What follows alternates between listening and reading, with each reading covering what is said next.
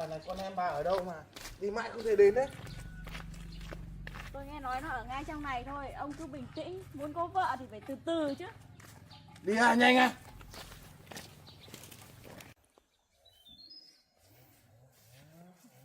Con em bà không để, may tôi còn lấy cho đấy. Thôi được rồi, nhưng mà nó xinh, nó làm việc giỏi là được rồi còn gì. Ông muốn có vợ thì phải chịu thôi chứ.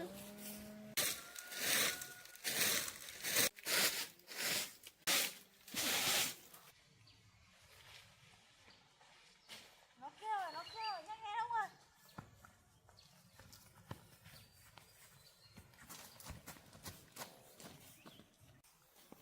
Hóa ra mấy ngày hôm nay mày ở đây à? Chị, sao chị lại đến đây? Ai đây chị?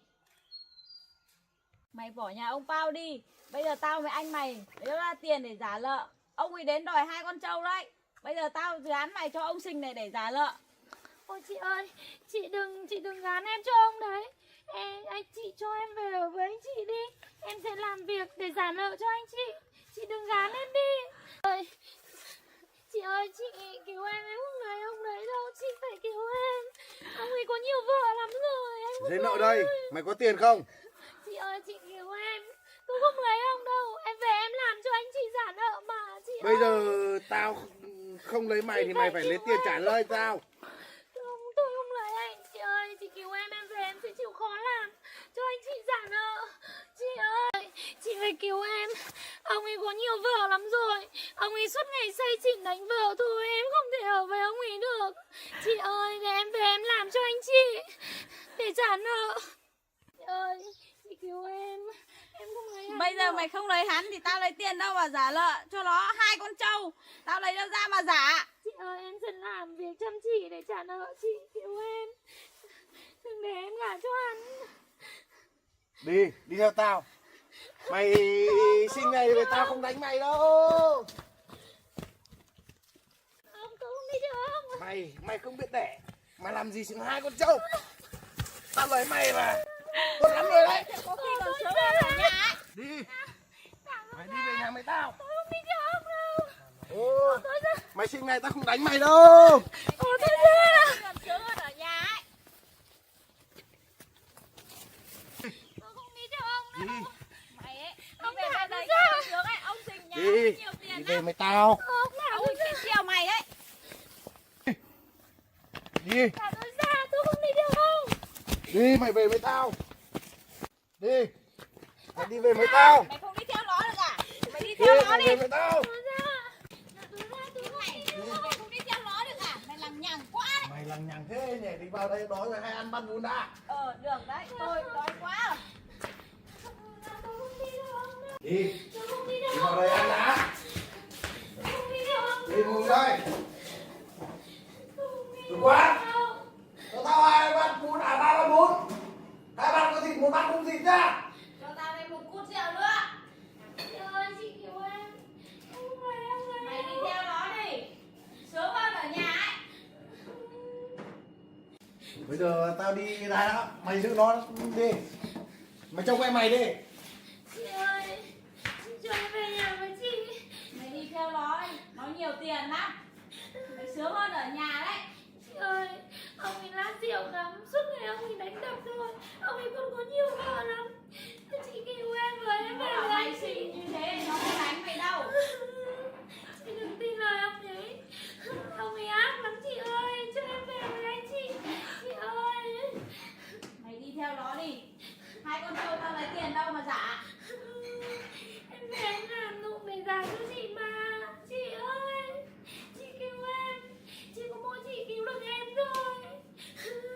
Tao không có tiền để giả cho ông đấy đâu. Mày im đi để cho tao ăn. Chị ơi. Mày lằng nhằng ít thôi. Tao tát cho một cái bây giờ.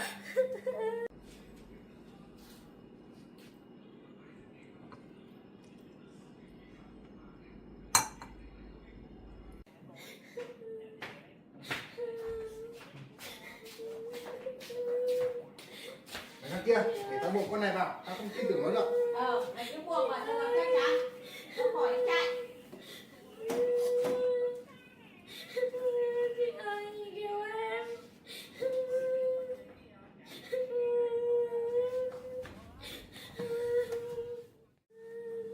im đi, tao muốn ăn.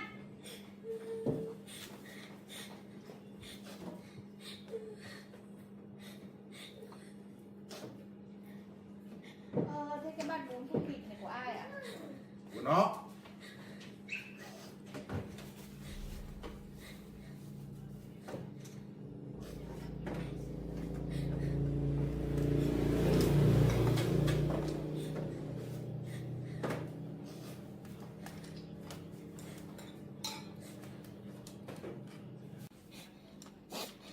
Này ăn đi, im đi, khóc cái gì, khóc lắm thế.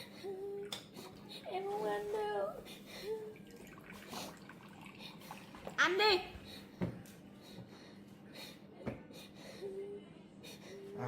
Uống đi.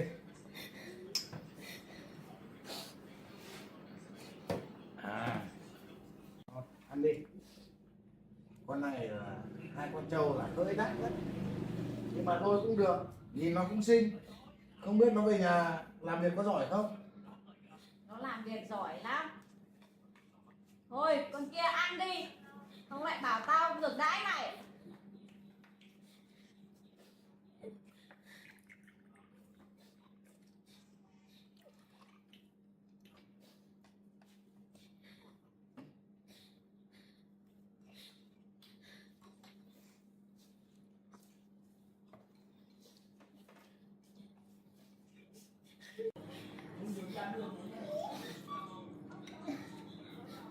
Ông yên tâm đi, nó ngoài việc không biết đẻ ra việc gì nó cũng biết làm, nó làm giỏi lắm.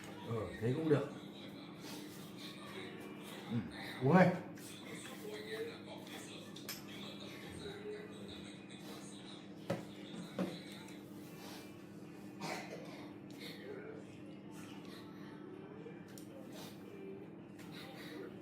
Con này ăn đi, khóc gì khóc lắm thế.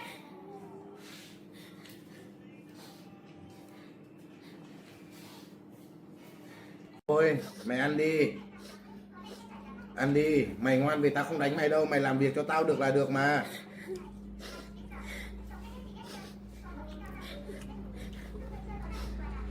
Cứ ăn đi.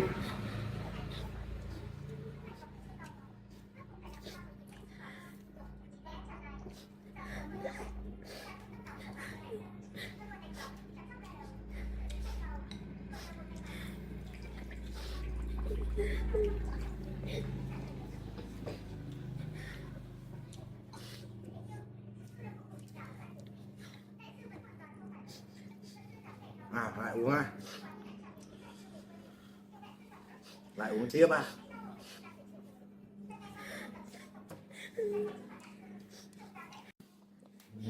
Hôm nay tao rất vui, tao lấy được vợ. Uống đi, chúc mừng mày nha, mày lấy được vợ. Tao cũng mừng, tao không phải giả mất hai con trâu. Uống đi.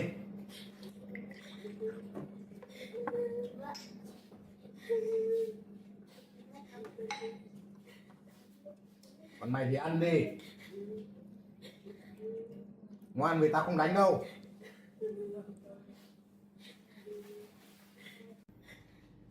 Thì đó nhá, tao cũng chưa không làm.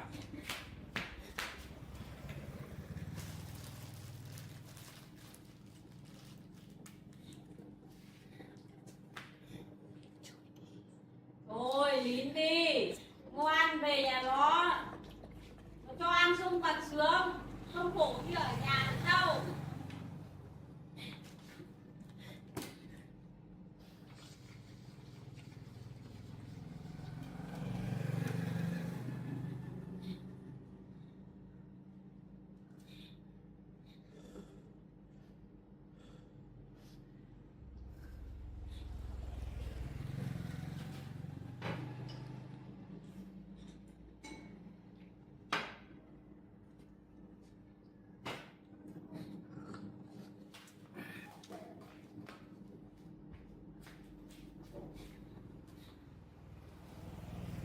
Tiếp à?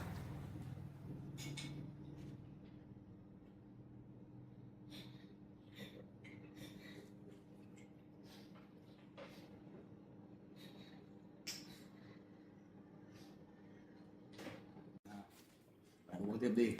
Về là nó ngoan là ta không đánh nó đâu. Mà về mà không biết nó có làm được việc hay không nữa. Ngoan lắm, nó chịu khó lắm, biết làm nhiều việc lắm. Ơi, tao say rồi, tao đi làm ơi.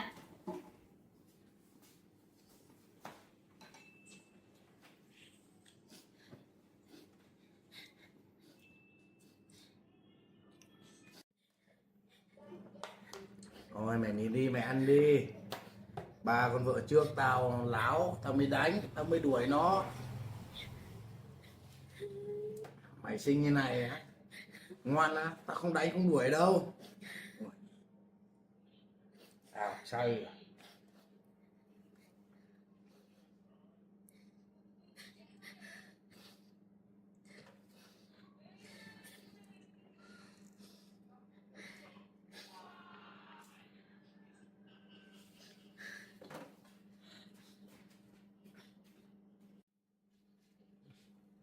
Nó đâu rồi?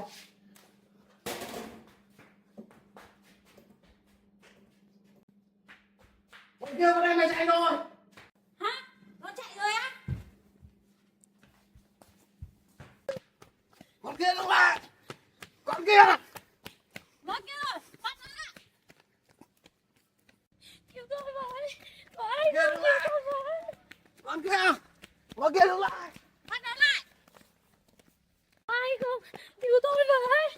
Đứng lại con kia, đứng lại. Ai không? Cứu tôi với. Đứng lại con kia. Bắt đây nó.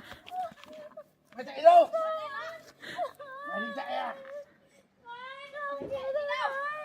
Ai Mày con chó. Mày định chạy à? Mày định chạy à? Mày định chạy à? Mày định chạy à? Mày. Anh ơi, thả tôi. Đi. Anh ơi. Mày đi. Chị ơi, cứu em. Đi. Mày đi.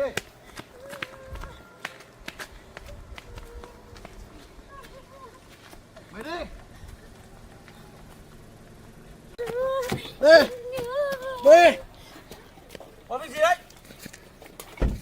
Đi. Đi. Đứng lại. Mày làm gì đấy?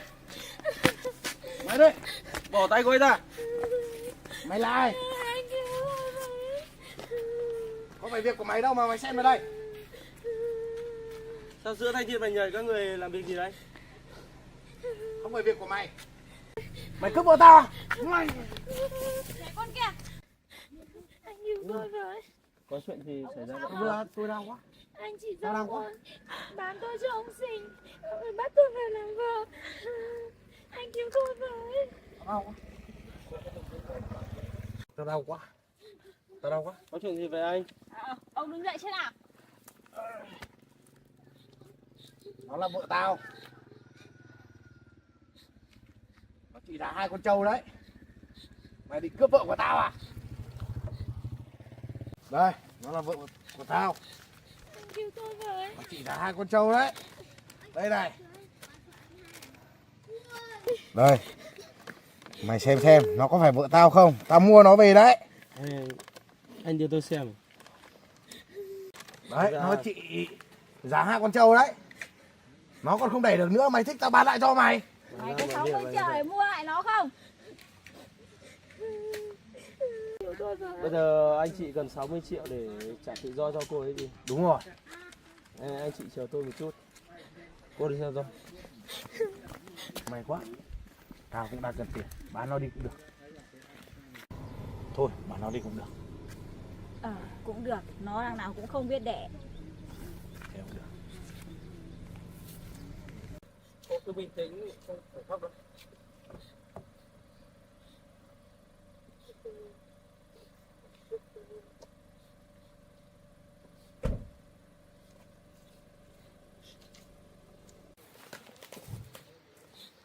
Đây. Đây là số tiền 60 triệu.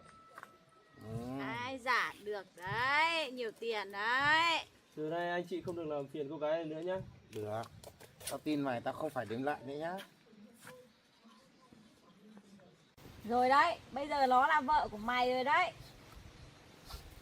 Cô ấy không là vợ của tôi. Cũng là tôi dùng tiền để mua cô ấy, tôi cũng giống láo tả. Từ nay cô sẽ là người tự do.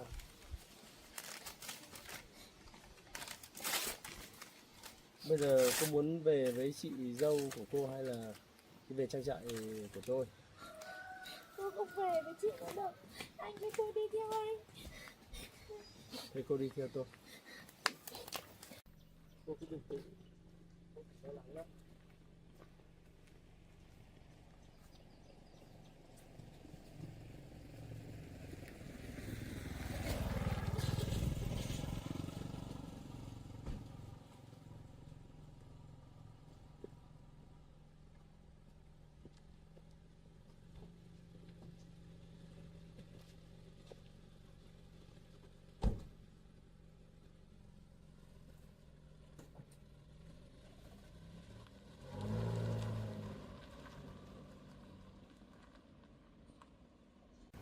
Tao biết thằng này trẻ này nó còn thích con này, nó không đẻ được nữa. Anh nhẽ còn phải thêm một tí nữa. Tao biết thằng này á, nó còn đi học ở bên Tây về rồi. Mày quan tâm làm gì? Tao với mày có tiền là được rồi. Thôi, tao cũng lấy được nợ rồi. Nhiều tiền như vậy, mày phải cho tao 1 đồng chứ. Tao cho này đằng nào tao cũng lấy được rồi. Thôi, giờ tao mày ai về nhà đấy nhá. Tao đi về đây.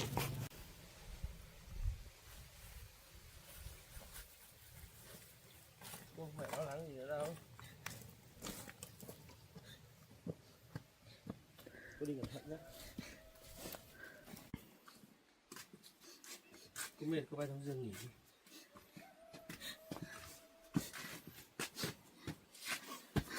Cô Điệp! Cô Điệp, cô sao vậy?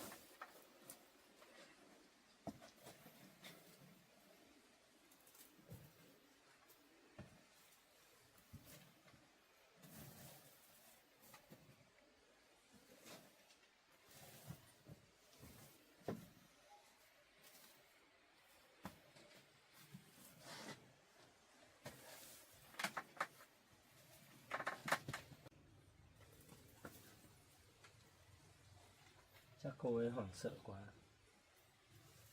Cô ấy nằm nghỉ một lúc, mình đi nấu gì cho cô ấy ăn.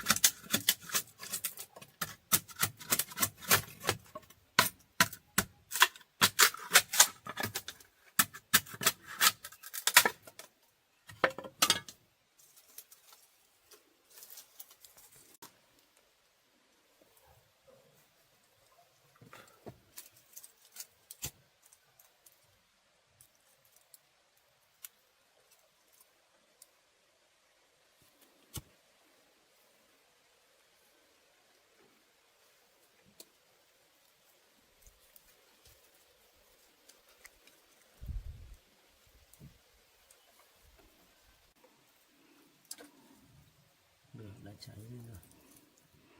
Để đi mua cháo.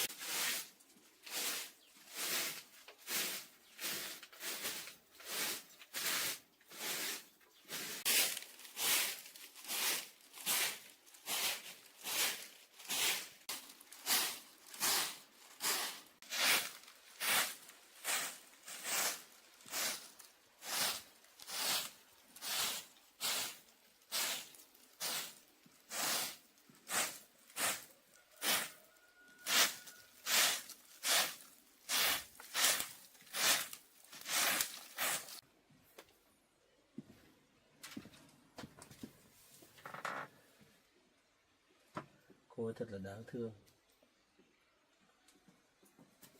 Rất nhiều điểm mà nói với cô ấy. Chị ơi, chị ơi, Cô ơi, chị đừng bán em, chị ơi. Tôi không đi theo anh đâu, thả tôi ra. cô ơi, cô Điệp ơi, cô không phải hoảng sợ nữa. Từ giờ cô được tự do rồi. Tôi đang ở đâu đây? Cô đang ở trang trại của tôi. Anh đưa tôi về đây ạ. Thì tôi đưa cô về đến đây rồi mà. Tôi muốn ngồi dậy. Đây, tôi đợi cô. Cô cứ bình tĩnh. Cô vừa bị ngất xong ấy. Mặc áo xong lại. Tôi đưa cô ra bếp ngoài kia rồi. Tôi làm cháo rồi. Cảm ơn anh. Anh tốt với tôi quá.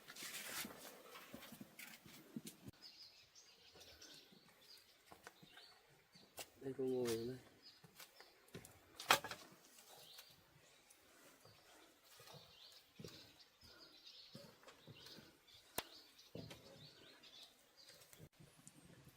Cô thấy trong người thế nào? Tôi không sao đâu. Thế rốt cuộc là mọi chuyện như nào mà lại xảy ra như vậy? Sáng thì tôi đang dọn nhà. Thế là chị dâu tôi đưa lọ xình đến đây và bắt tôi đi. Chị dâu tôi bảo là nếu mà không gả tôi cho nạo xình thì chị dâu và anh trai phải gả 2 con trâu. Nhà anh trai với chị dâu tôi cũng không có, nên là nạo xình bắt anh trai với chị dâu tôi phải gả tôi cho hắn để trừ nợ. Tôi không muốn đi theo hắn, tại vì hắn đã lấy rất nhiều vợ rồi và thường xuyên rượu chè và đánh đập, nên là không người vợ nào ở với hắn ta được cả. Tôi sợ lắm, nên là tôi không muốn đi theo hắn. Nhân lúc ông Sình say rượu thì là tôi định chạy trốn, nhưng mà bị hắn ta bắt được, nên là hắn ta đánh tôi. May mà có anh giúp đỡ tôi, không tôi phải về làm vợ của hắn thì tôi không biết sẽ làm như thế nào nữa. Bây giờ cô không phải lo lắng gì nữa đâu. Tôi đã trả số tiền đó rồi, cô được tự do rồi. Tôi nợ anh nhiều quá. Bây giờ vì tôi mà anh phải bỏ ra một số tiền lớn như vậy. biết bao giờ tôi mới trả được hết nợ cho anh. Không có gì đâu. Tôi sẽ cố gắng đi làm để có thể sớm trả lại số tiền đấy cho anh. Cô không phải lo lắng gì cả. Cô cứ ở nông trại của tôi mà làm việc, không phải nghĩ ngợi gì đâu. Thôi cháo cũng chín để tôi đi múc cháo cho cô nhé.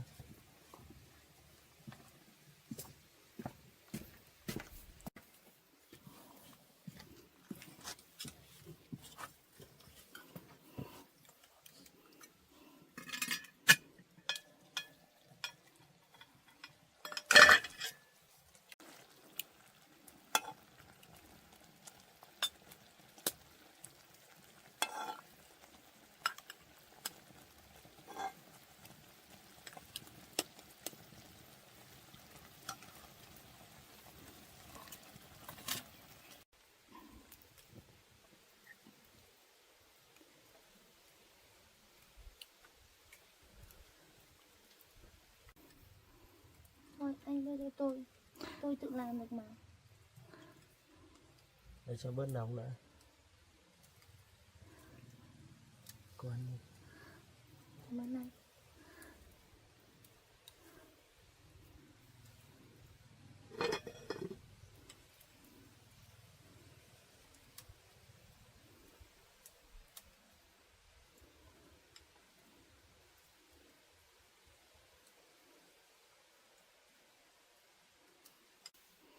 Cảm ơn anh nhé. Cháo ngon quá. Anh cũng ăn đi. Cô cứ ăn đi, lát tôi ăn. Tôi thấy mặt cô vẫn còn đang bầm tím. Tôi đi luộc và trứng rồi làm cho cô nhé. Vâng ạ.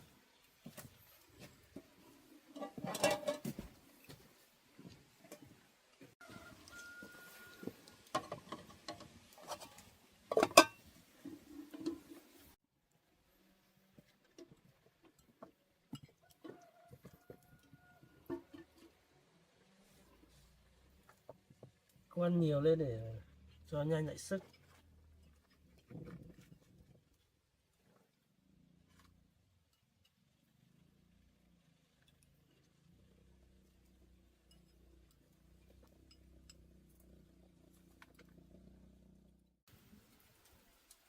Cảm ơn anh đã cho tôi chỗ ở. Anh có biết là xung quanh đây có chỗ nào tìm việc làm không?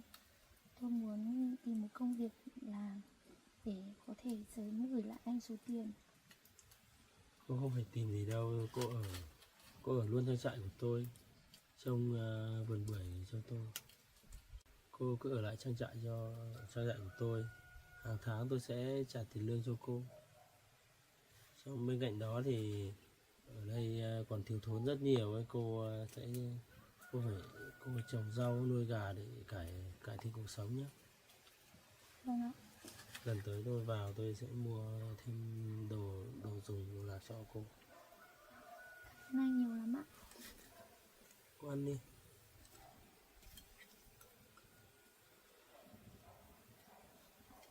Để tôi xem trứng đã chín chưa. Chắc là chín rồi đấy.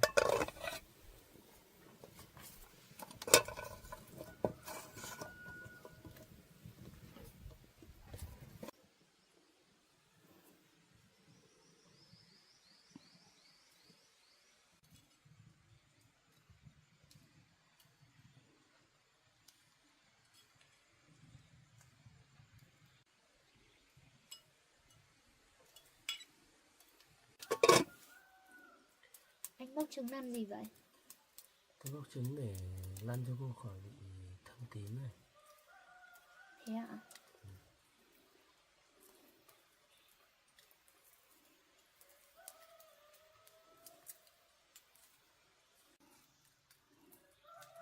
Cô còn đau lắm không?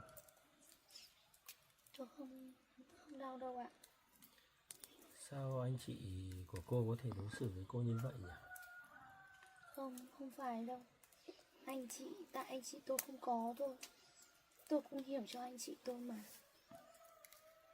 Người không có thì luôn luôn nghĩ túng quẫn như thế ạ.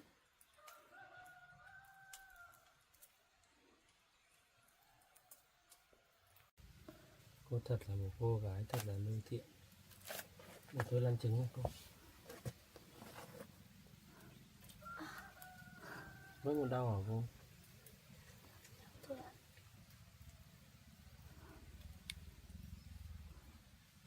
Anh để tôi thử làm được.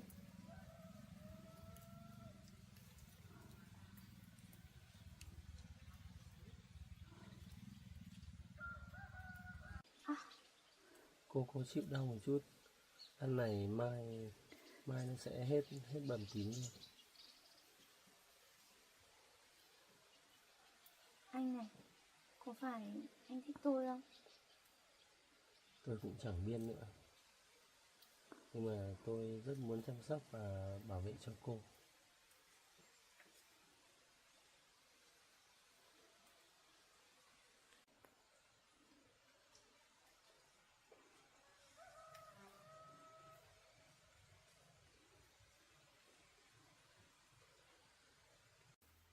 Thôi bây giờ tôi đưa cô vào giường nằm nghỉ một chút.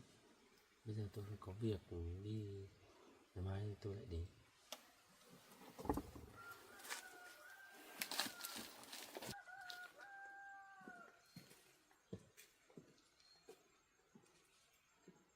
Nằm nghỉ.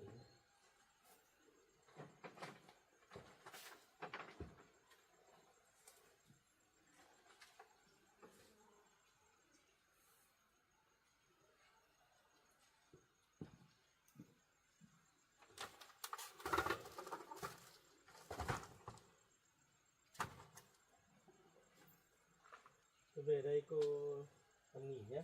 Mai tôi lại đến.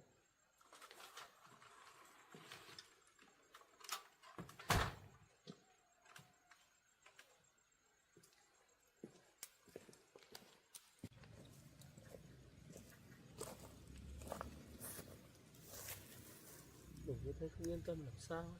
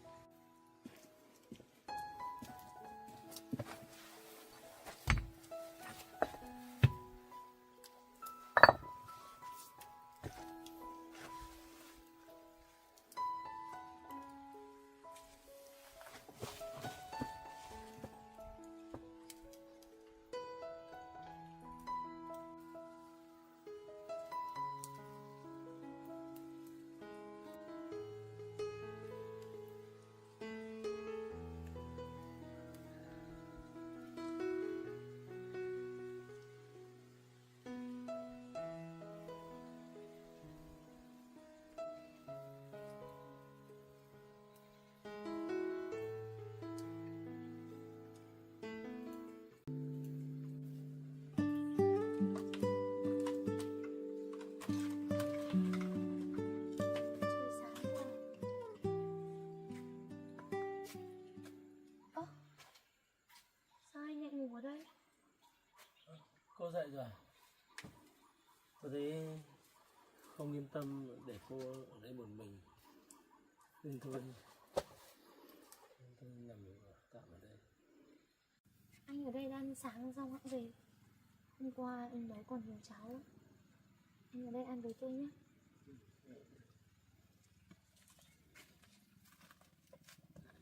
Đây cô ngồi đây.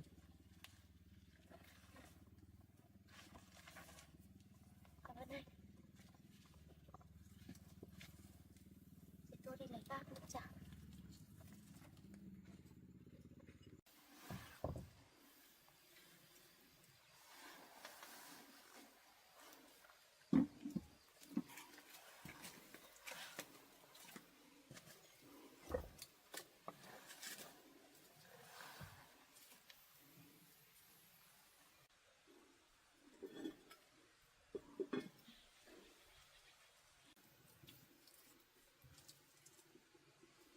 Cháo sôi rồi, tôi múc cháo cho anh nhé.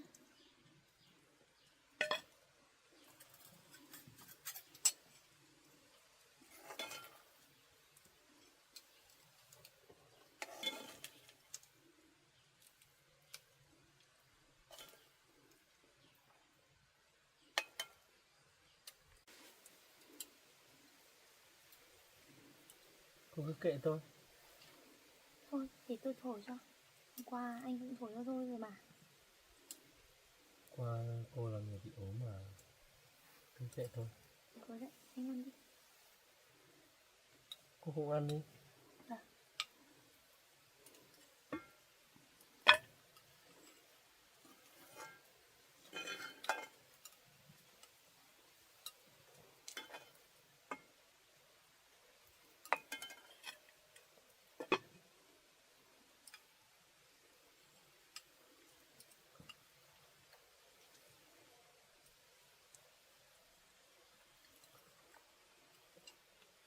Nay cô cứ ở đây trông trang trại cho tôi.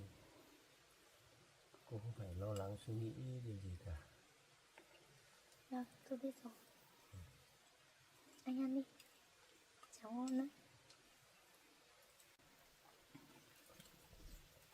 Cháo cô nấu ngon thật đấy. Cháo hôm qua anh nấu mà.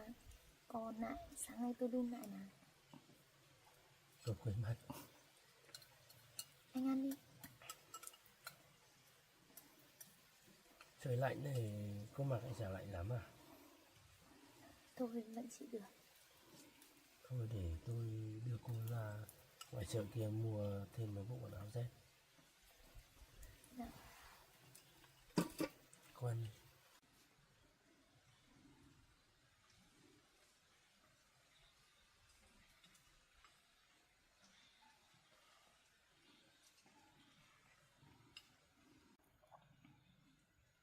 Không để thế cô thấy được. Chúng ta đi ra kia mua quần áo. Đi cô.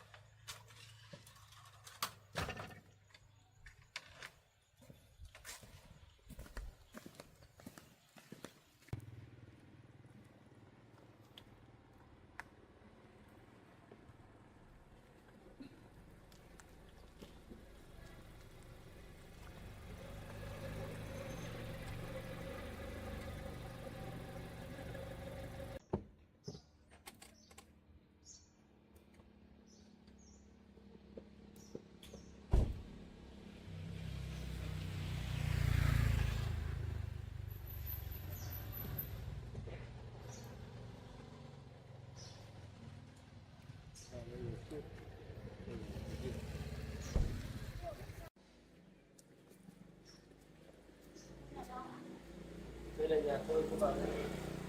Để tôi đi xuống.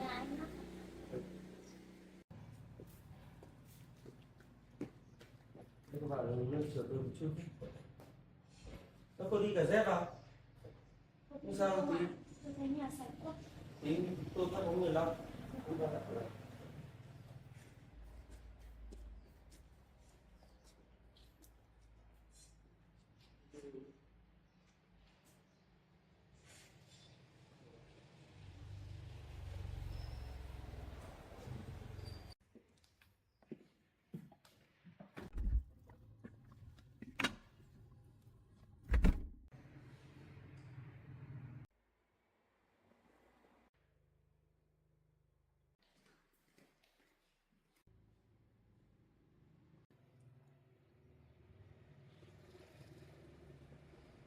Nhìn rất là rộng. Đẹp quá.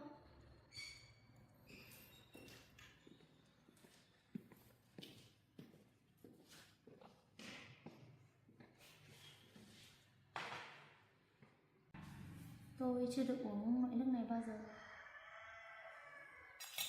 Cô uống thử đi. Cảm ơn anh.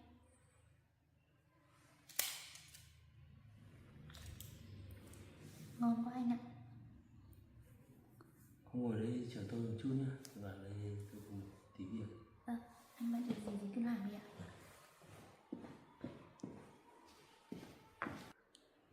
Nhà anh ấy thật là to, rộng, còn đẹp nữa.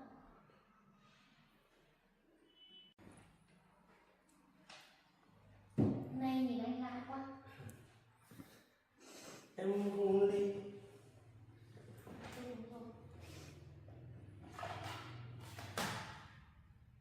Cô chờ tôi một lát để tôi email cho đối tác. Vâng, anh cứ làm việc của anh đi.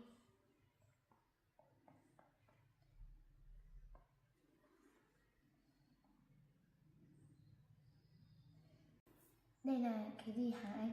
Tôi chưa nhìn thấy bao giờ. Đây là máy tính bảng để giúp tôi làm việc. Thế à?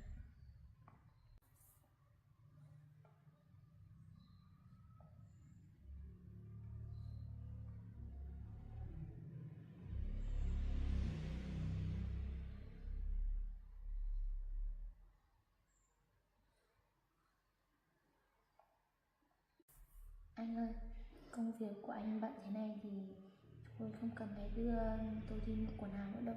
Tôi thấy cái quần áo này của tôi cũng đủ dùng rồi mà. Anh bận, anh cứ làm việc của anh đi. Không được đâu, tôi khác sắp xếp công việc của tôi được mà.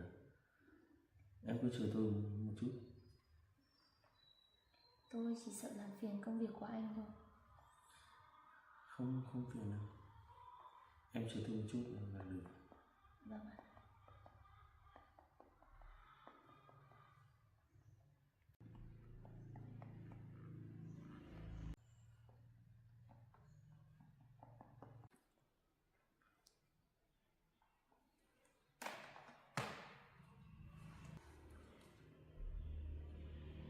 Alo, cô Linda à? Hợp đồng tôi đã soạn xong rồi, cứ để ở bàn.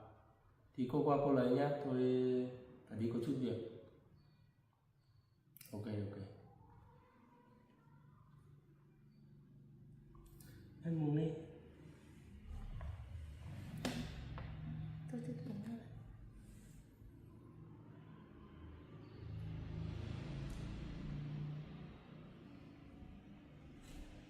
Em ngủ đi, mình đi. Tôi cũng đâu. Mình đi thôi.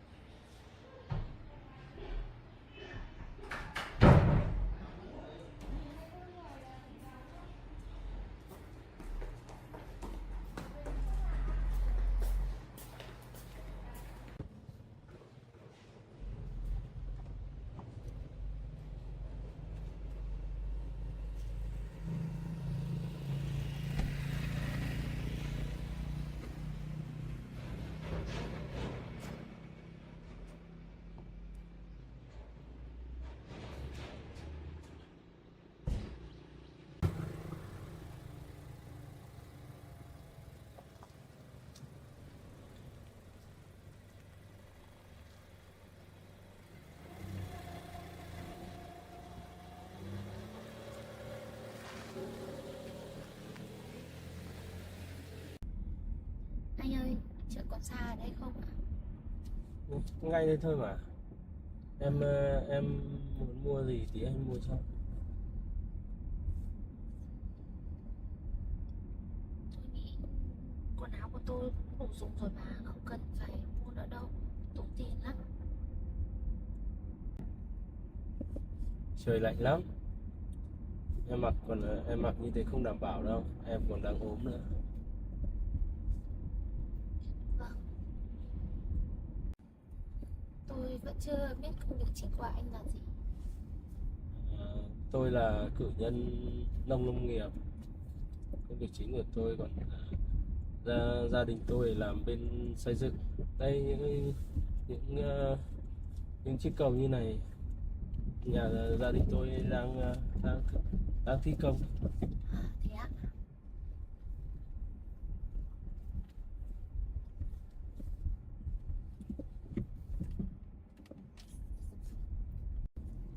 Tôi thấy gia đình anh thật là giỏi. Tôi thật là ngưỡng mộ. Gia đình anh có thể xây được những cây cầu đẹp và to như thế cho người dân.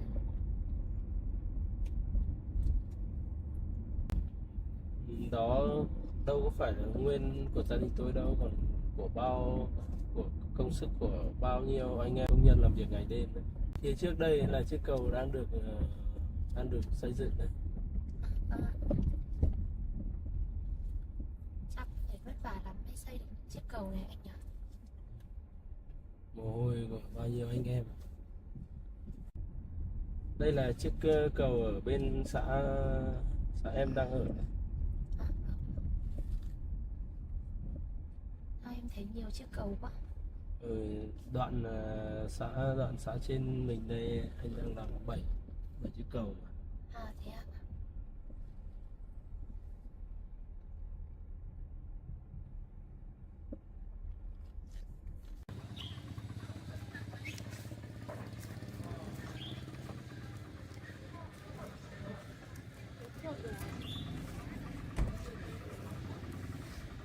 Chúng ta đến chợ rồi.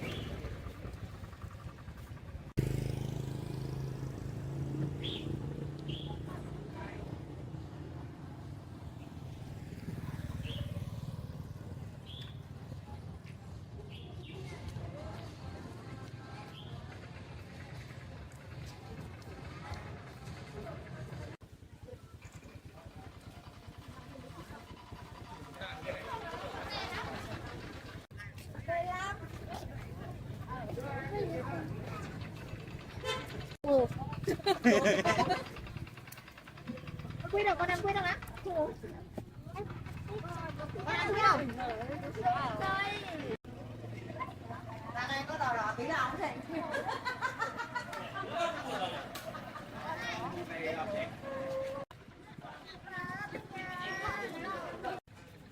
Mới đây chứ cũng vậy. Quên mất rồi, có nhớ gì đâu. Lắm nhưng mà con đấy. Cắm một cái túi nó cho ăn nữa. Cứ hỏi anh em. Cái đứa này đi lấy cọ cho nó ăn nó đi ghét. Cho mỗi mấy quả chả con với cháu cho con nữa đấy, con với cháu.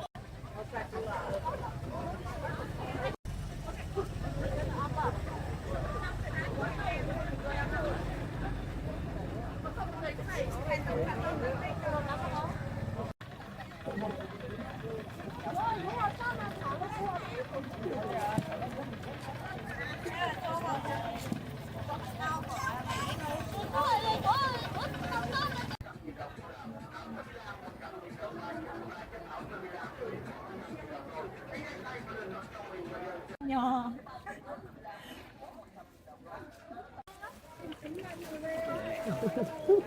Cái này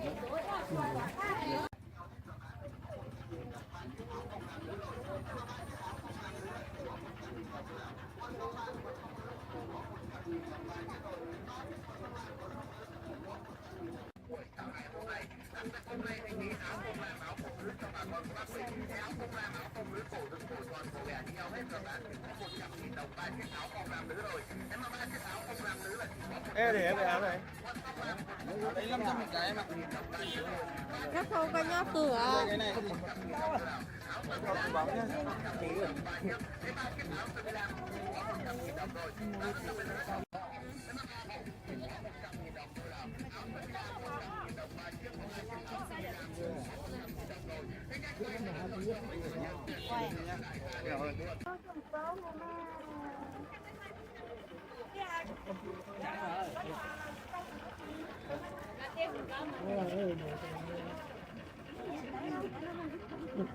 bảo nó to gì?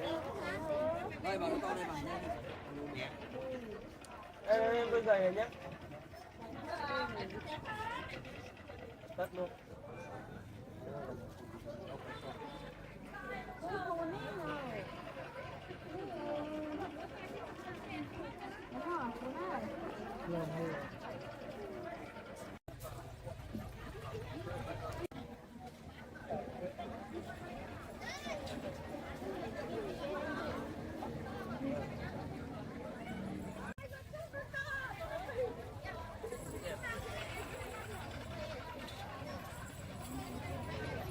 Chưa, chị để em cái túi này.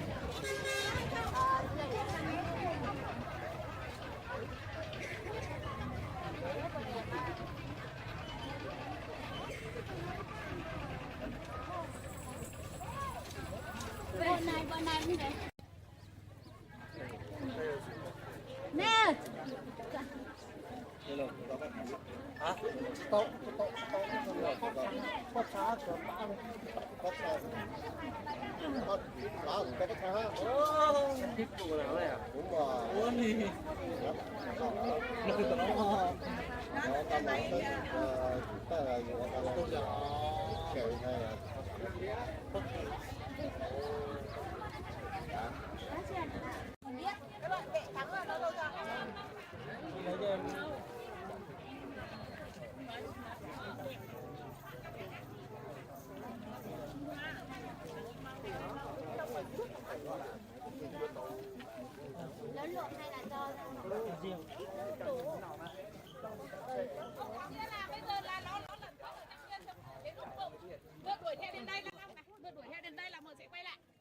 bây giờ là ở đây đuổi ít rồi.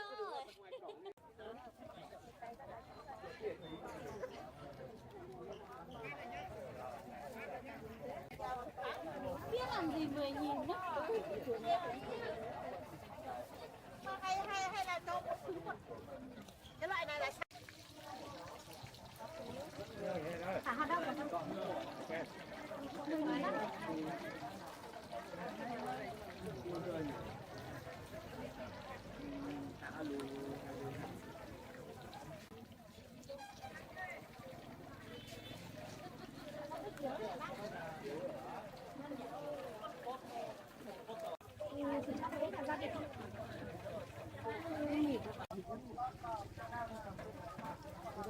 Cháu muốn bán cháu rồi.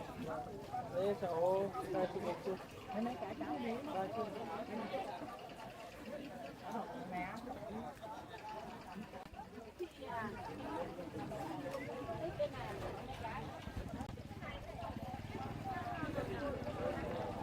Cháu bao tiền? Ba cái là có khổ 20.000.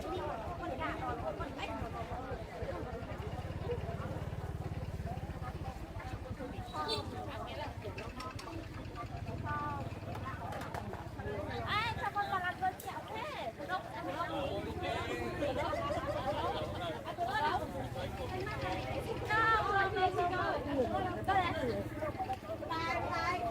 Đấy xìn không? Thì làm thì chơi với. Coi, xích coi.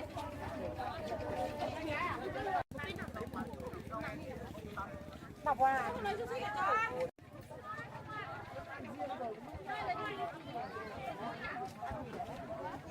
Còn xương đấy hả?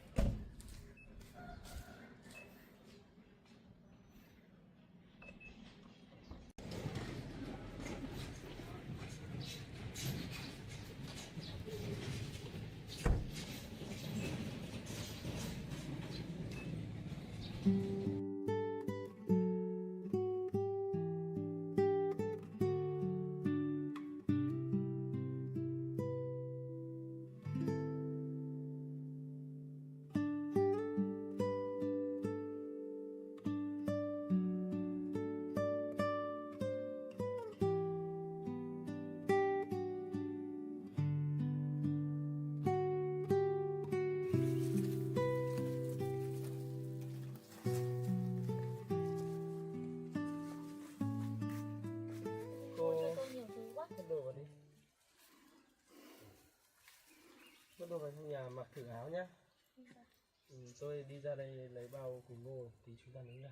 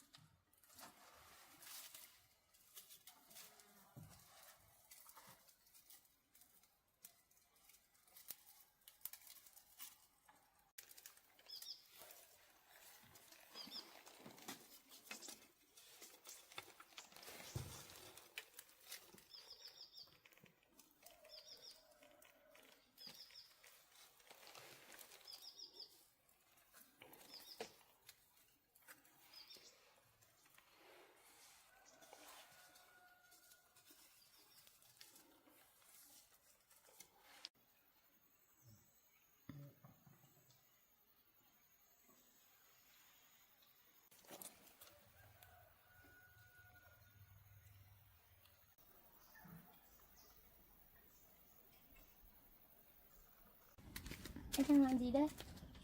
Anh đang nhóm bếp. Em mặc áo với thử giày là có vừa không? Có vừa lắm anh ạ. Nhưng mà mới quá nên là em chưa dám mặc. Mua để mặc mà. Em cất độ anh áo. Vâng. Anh đi đóng lại cho anh cái bàn nữa. Xong lúc chờ vào thang. Vâng.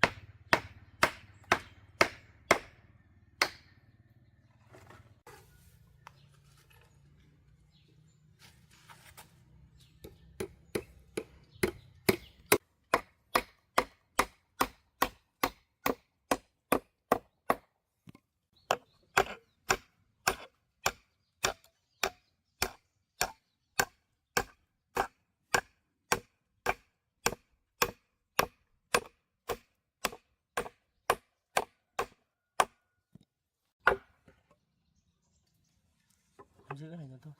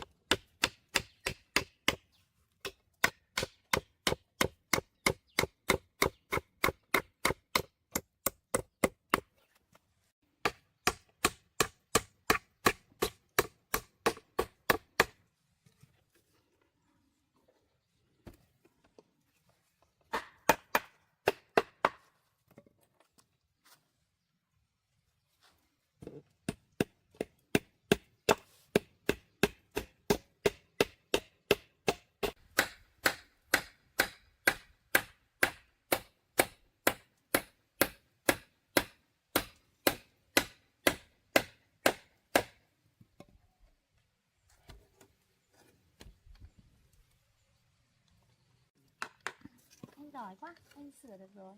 Em thử ngồi đây. Anh ngồi á? Chắc rồi anh ạ. Anh sửa cái bàn.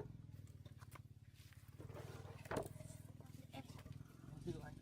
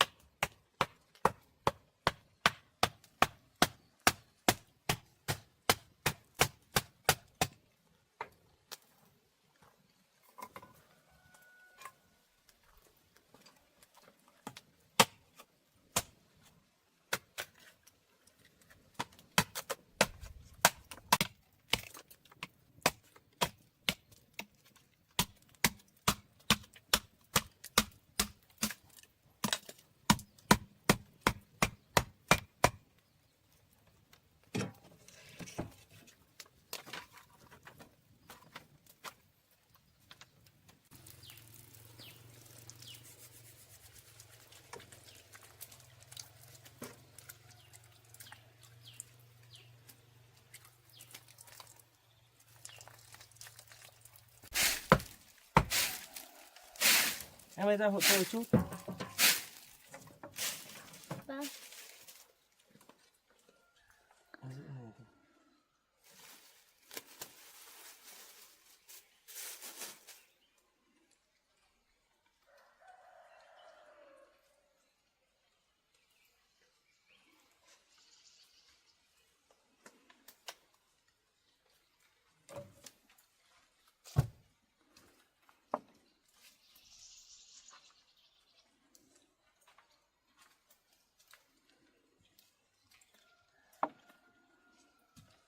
Em giờ phải buộc vào anh.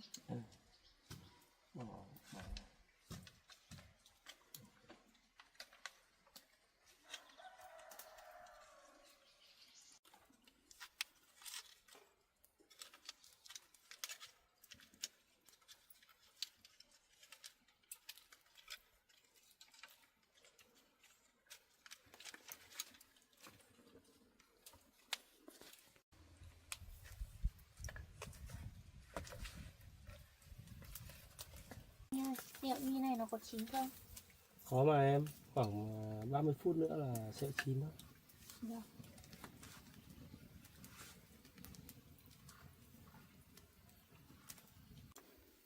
Giờ chúng ta cùng nhau đi kê bàn để tí ngồi ăn nhé.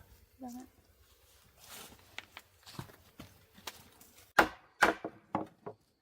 Em sang đây hộ tôi một chút. Vâng. Em giữ cái này cho em.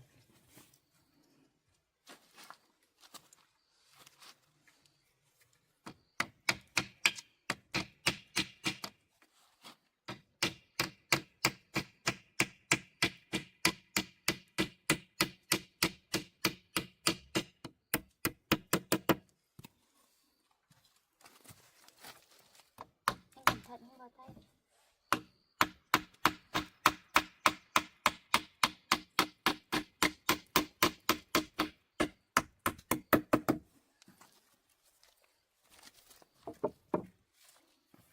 Em sang đây để giữ cái này.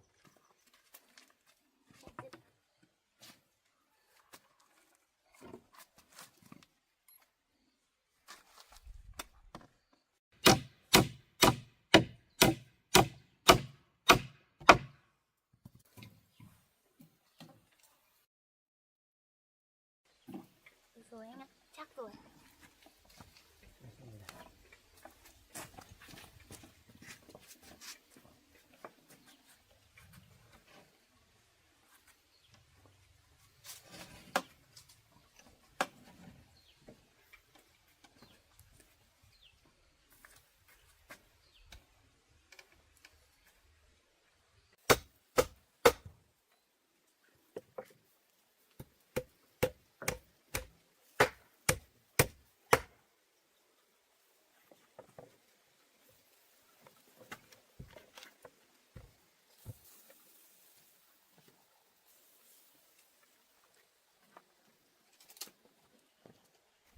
Anh ơi, hình như gà chín rồi.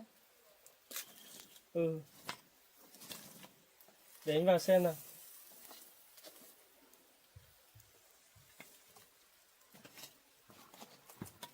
Em thấy vàng lắm rồi.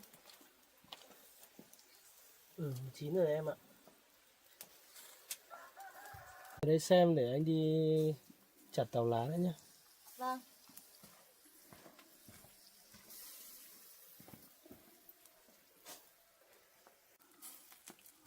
Anh ấy giỏi thật đấy. Việc gì anh ấy cũng biết làm. Mình không nghĩ là anh ấy học bên nước ngoài về mà những công việc như này anh ấy đều biết làm cả.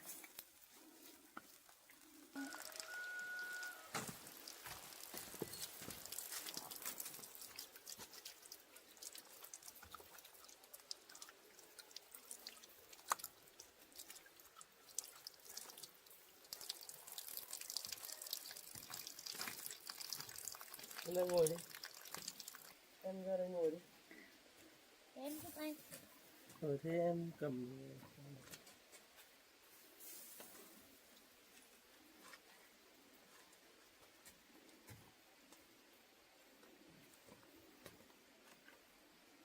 Em ngồi đi. Vâng.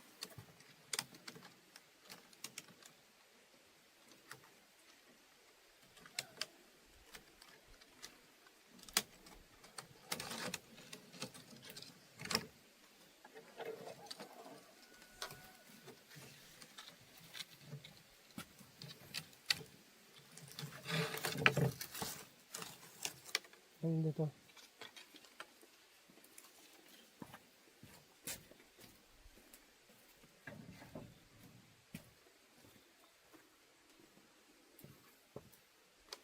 Gà vàng ngon quá anh ạ.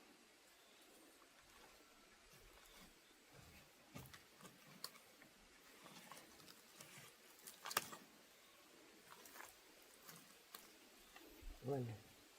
Cẩn thận bỏng nhé.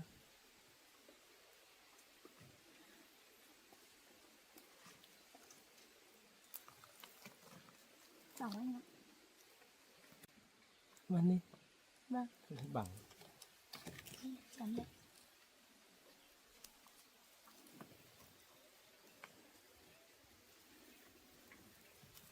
Em ăn đi. Đấy rồi đeo kính rồi đấy. Sao lúc nào anh cũng phải đeo kính thế? À anh bị cận mà. Bị cận nhỉ?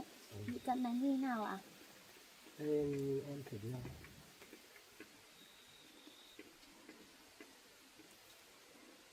Ô, em thấy khó nhìn á. Ừ. Tại anh bị cận thị thì đeo kính vào nhìn nó thấy rõ hơn. Nhưng em không bị nên là em đeo vào sẽ bị không nhìn rõ gì và nhức mắt lắm. À thế ạ. Bây giờ em mới biết. Em ăn đi. Vâng, anh ăn đi ạ.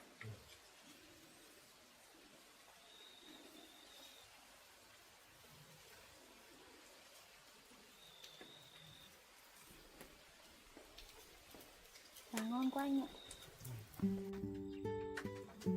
Em ăn đi. Vâng. Em ăn nhiều à?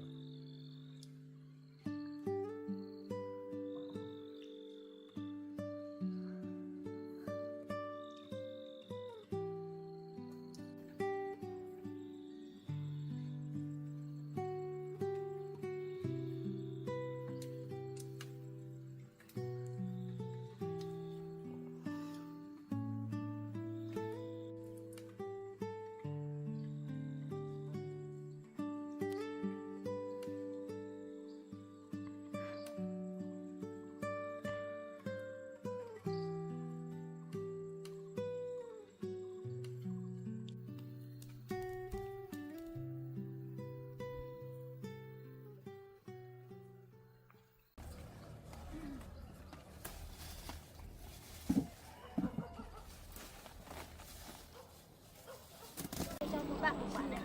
Xin ạ. Xin.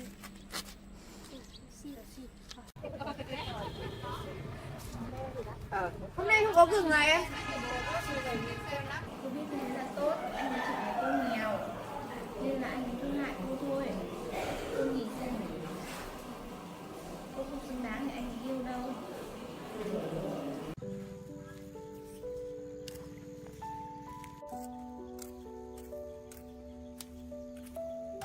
Hình như ở bên chỗ kia có người đang hái dưa. Mình phải sang đấy xem là có thuê người không.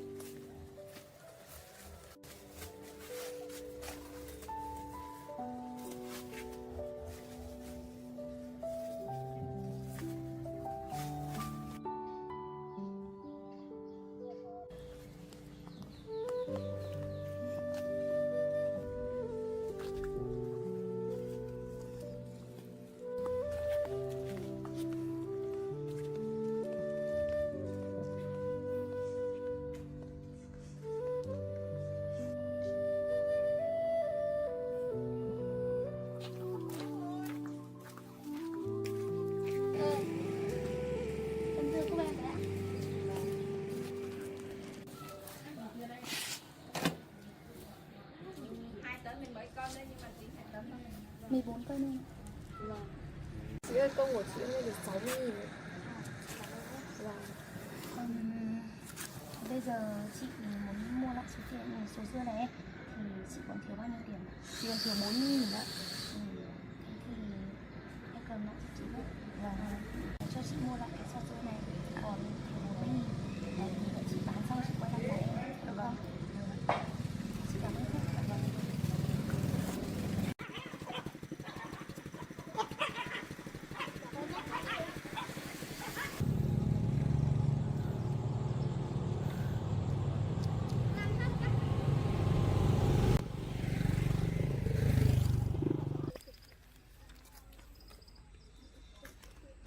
Hình như ở đây có mấy bạn trẻ con, không biết là mấy đứa có thích ăn dưa không? Có. Đây cháu có ăn dưa không? Có ạ. Cô cho là cô đó. Rồi. Cho các bạn một quả nữa. Xin ạ. Xin. Ăn đi xong lại chơi tiếp nhé. Vâng. Một bạn cô đỡ thật. Anh đi được không? Rồi chơi đi nhá. Cô đi đây.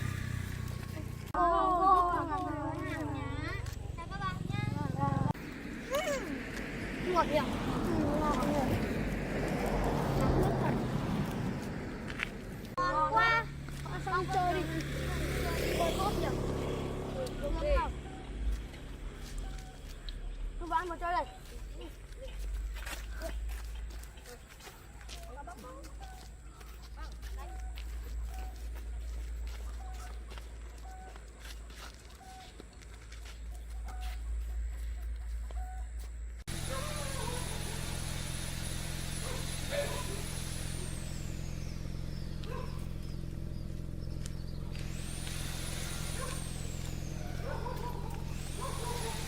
Qua phải thôi đâu.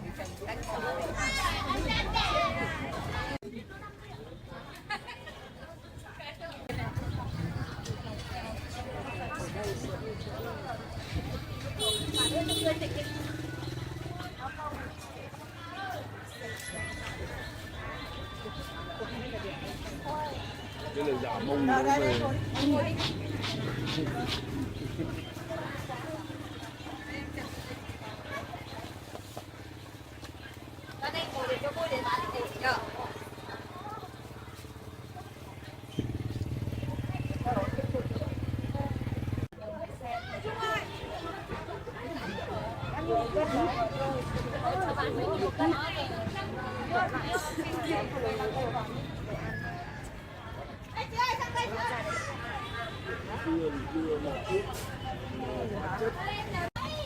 Dưa này là dưa ở đâu xuống?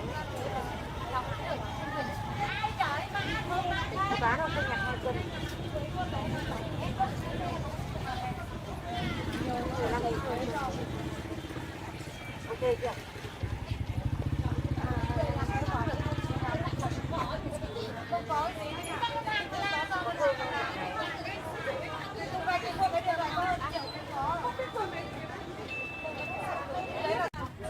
Bác ơi, bác ơi, bác mượn cái cân được.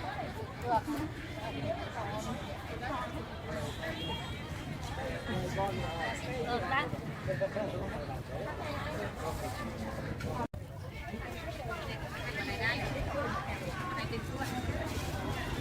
Cái bác lấy cái này. Nhiều cái rồi. Cần bao nhiêu? Cái này. Cái này, được rồi.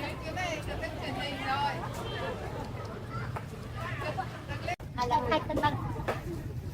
Làm về nó cả mình qua này em mới đưa hôm qua này mà thấy vậy mà tối qua thằng chồng mình nữa mấy thằng chồng nó đâm mình nó uống vô Rồi.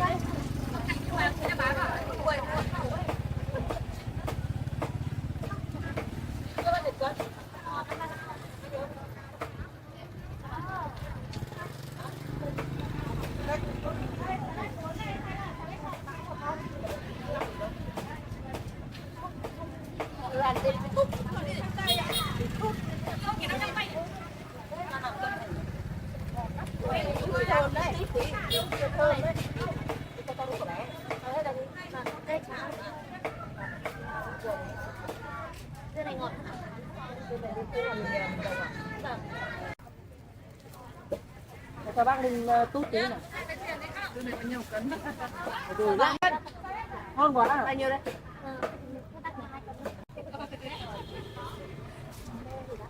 Hôm nay không có gừng này em.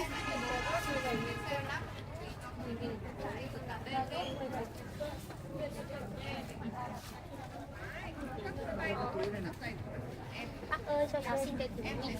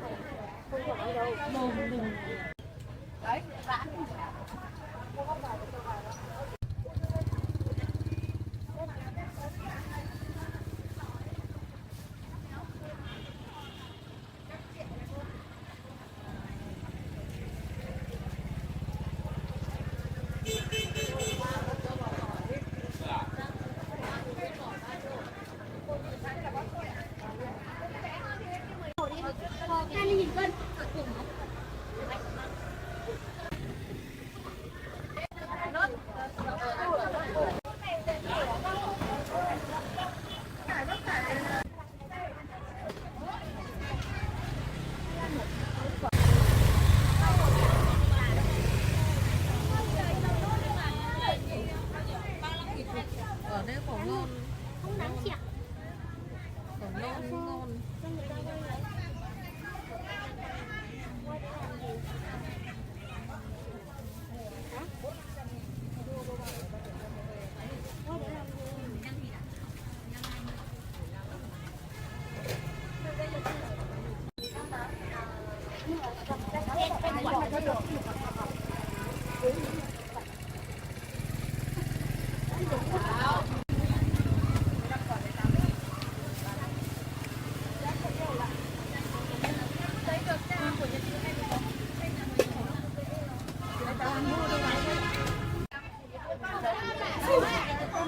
Hôm nay bán một viên một dạng ngon thế nhỉ?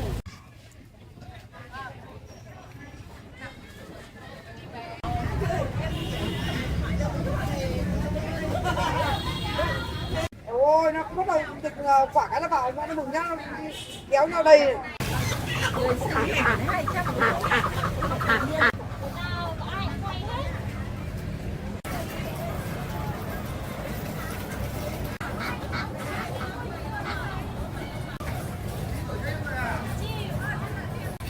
cho bán hết rồi. Ăn quả cho bác. Cảm ơn bác nhé. Đấy.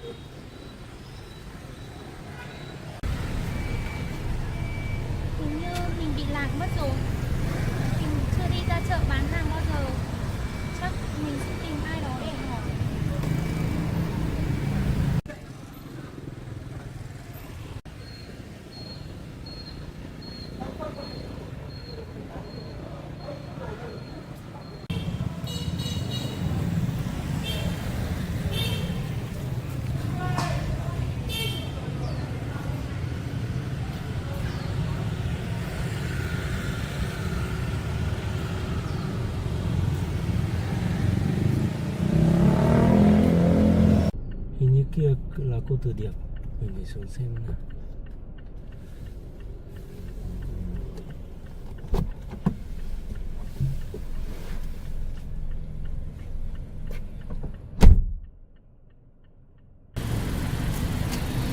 Ơi, cái gì à? Đi đâu đấy? Chợ bán dưa nên ra chợ Lên xe để anh đi được.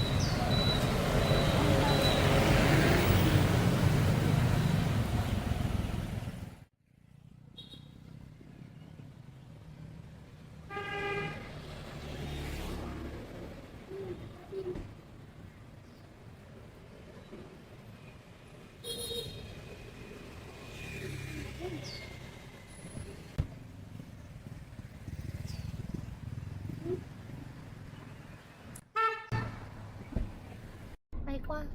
Em đang không biết hỏi đường ai thì lại gặp anh. Anh cũng vừa đi ký hợp đồng với đối tác về mà. Thì anh cho em về nhớ nhá. Em đi làm từ sáng đã ăn uống gì chưa? Em chưa, em đi 2 giờ từ sáng xong ra chợ bán luôn. Thế chả đói lắm à? Bây giờ mình đi ăn gì đã nhá, xong mình về. Vâng ạ.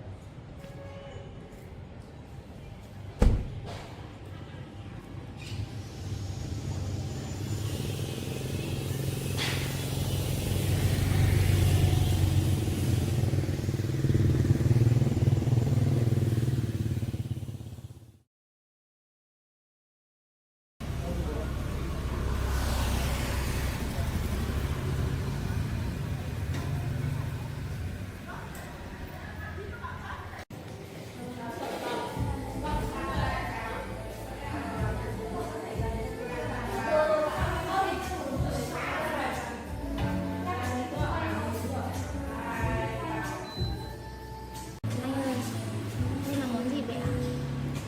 Nơi này sang trọng quá. Em chưa được đến đây bao giờ. Đây là món lẩu tôm bò mà anh đã từng ăn một lần này, anh thấy rất ngon. Anh muốn đưa em lên.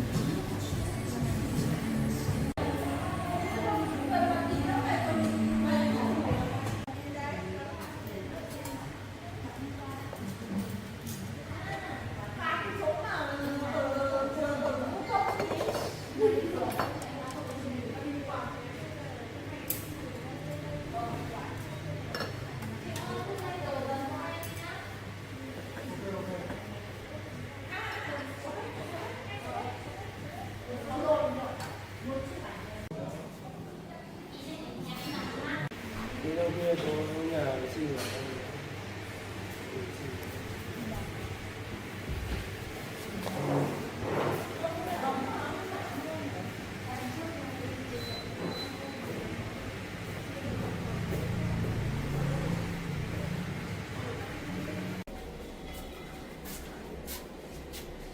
Mình muốn rửa tay, không biết làm thế nào.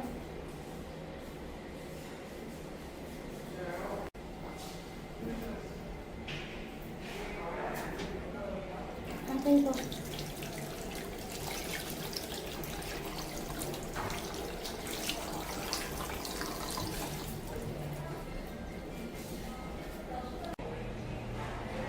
Đây là một chiếc gương. Ở đây mọi người ăn mặc sang trọng quá.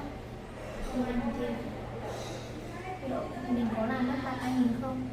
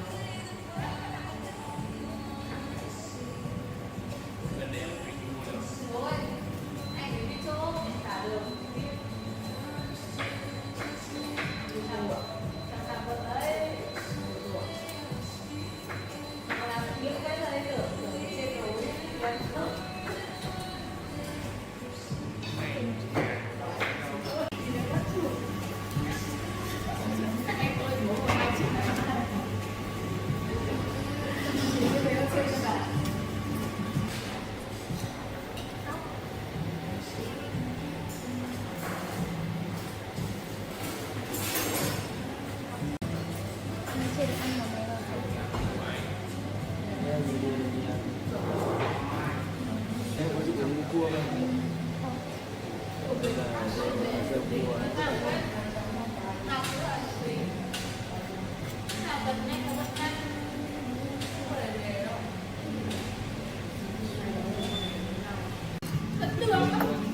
Bác xem tôi.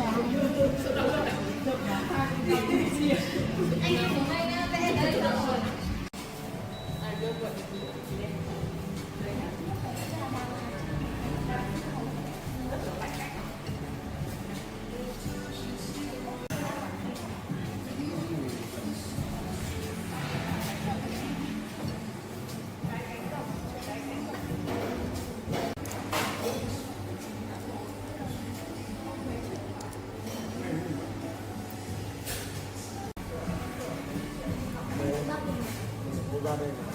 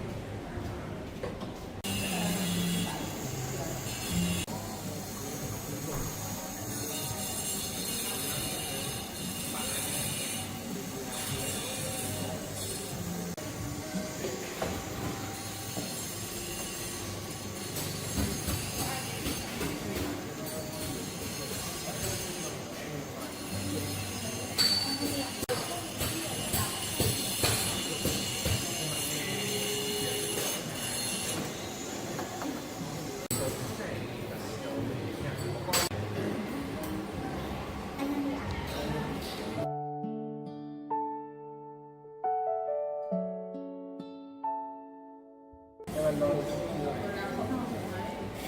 Thế anh đến đây và được khoảng nước luôn.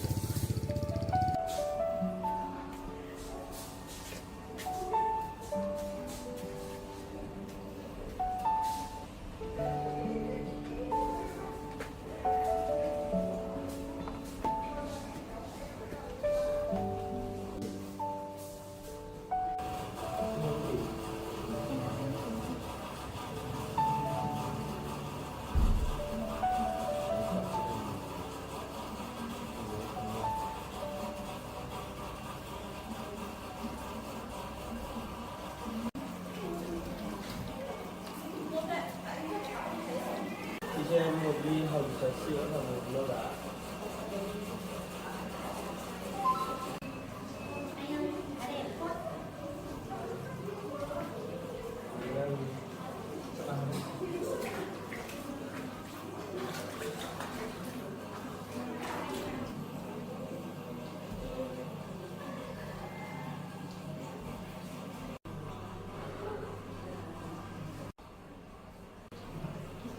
Em cảm ơn.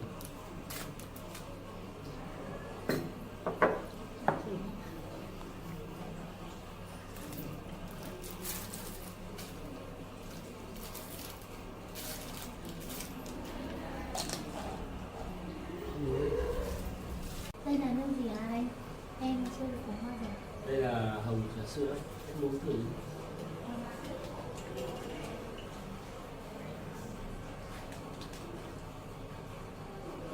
Ngon lắm nhỉ?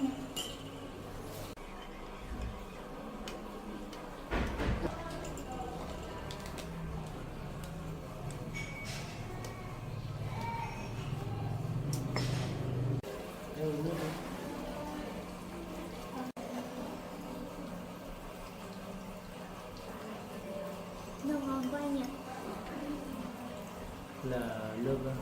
sữa. Vâng. Lần sau có gì vẫn đưa nhiều hơn. Em uống.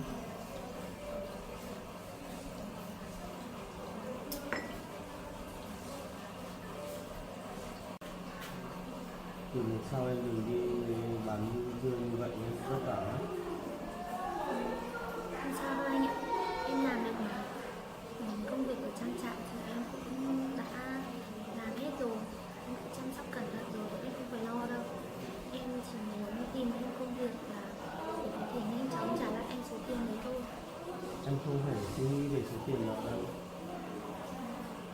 Không được đâu ạ. Đó là một số tiền rất là lớn. Em sẽ cố gắng thật nhanh để có thể trả lại cho anh. Em không suy nghĩ nhiều. Em vui.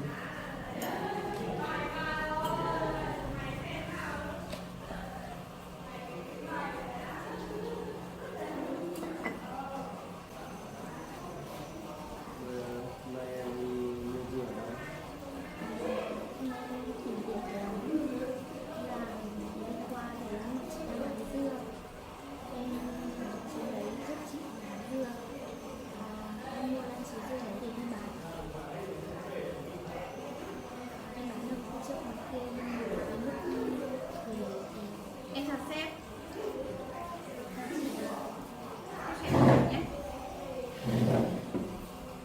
Đi đâu? À, vâng, hôm nay em chờ sếp ạ. Sếp ơi, đây là ai ạ? Bây giờ là đi đâu? Con gái của sếp ạ. Em muốn biết gì? Vâng ạ, để em gọi ạ. Đây là cô kinh nghiệm này. chị này xinh đẹp.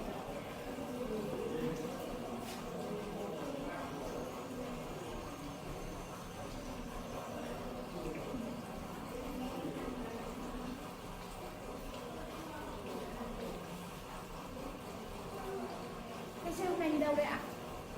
Hôm nay tôi đi ký hợp đồng về. Vâng, thế sếp ơi, thế thì hợp đồng của mình thành đâu chưa ạ? Đặt vào tôi được tính kết xong rồi. Vâng ạ, chúc mừng sếp giỏi ở đây sếp ạ. Cái hợp đồng đấy rất là khó nhằn, anh em trong công ty rất là khó, nhưng mà sếp làm thì phải buổi là đã ok rồi ạ. Thế sao hôm nay bạn ấy lại đi cùng? À, đây là bạn gái của sếp ạ. Hai người yêu nhau chưa? Em vừa mới quen.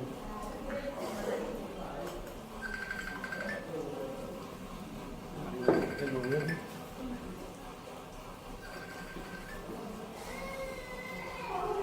Cô này, lần trước chúng ta gặp nhau ở ngôi nhà hoang đúng không?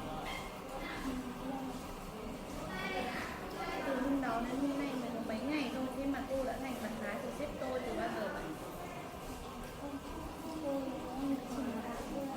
Chắc là bạn không? Cô có biết vị trí của mình không?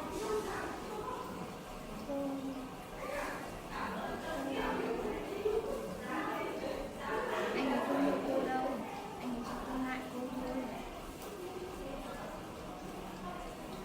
Tôi thấy anh chỉ là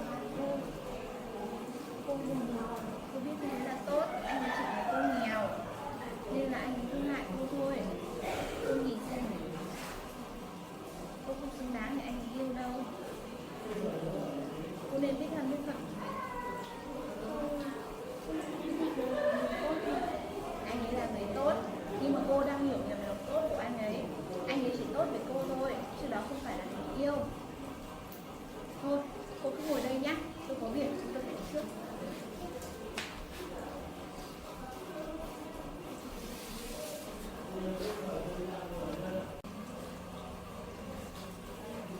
Cô nói đúng. Mình không xứng đáng với anh. Có lẽ anh chỉ đang thương hại mình thôi.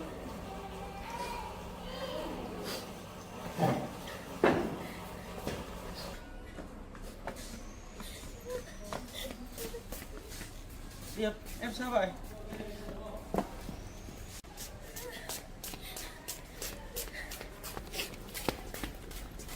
Điệp ơi, em sao vậy?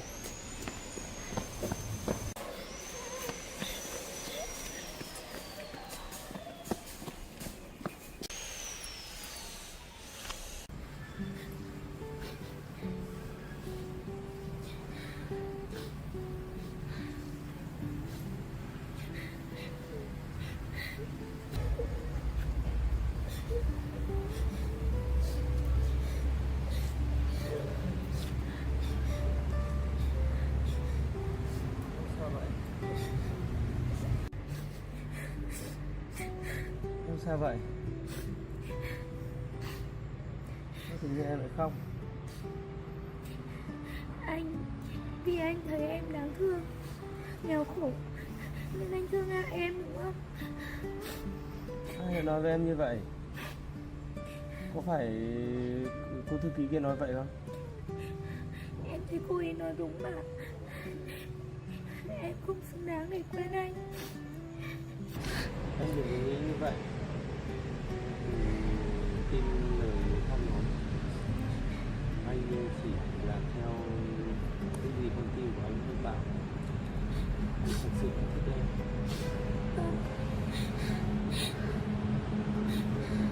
Em không xứng đáng với anh.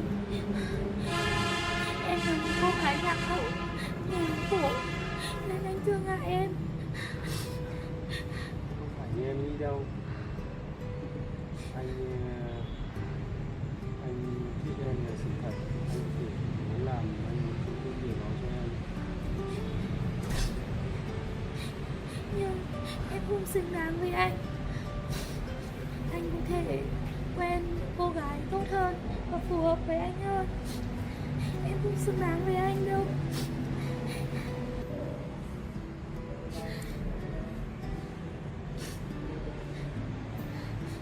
Em không phải quan tâm lời anh nói đâu. Mình phải sống cho chính bản thân của mình.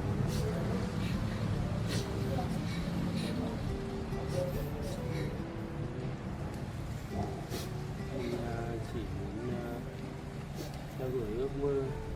Em hãy cứ theo đuổi hạnh phúc của mình. Em xin chào. Vì như vậy mà em thấy em là người rất tốt, rất là lương thiện.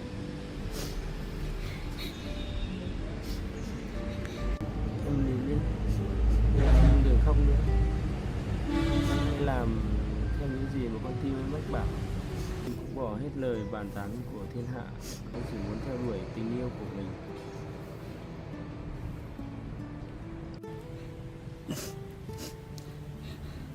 Em nhìn đi, đừng khóc nữa. Để anh đưa em về. Để anh đưa em về.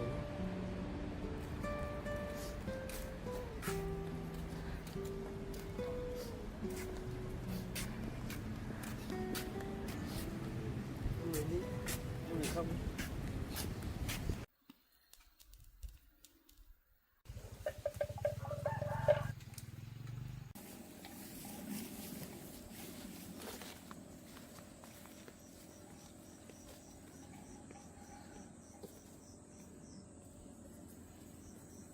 Chúng ta về nhà rồi.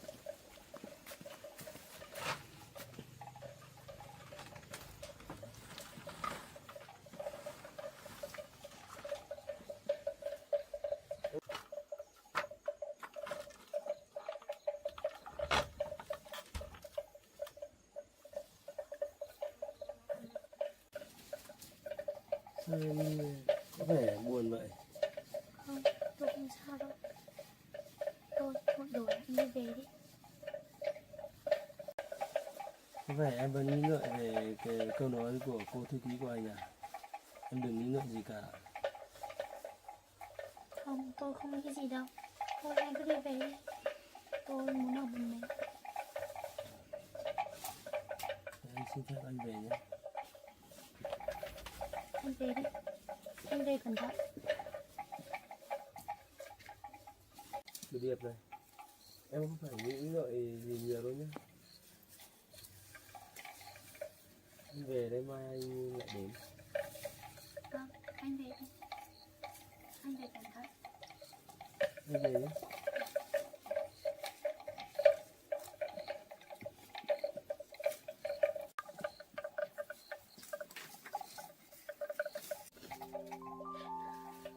Có lẽ cô ấy nói đúng.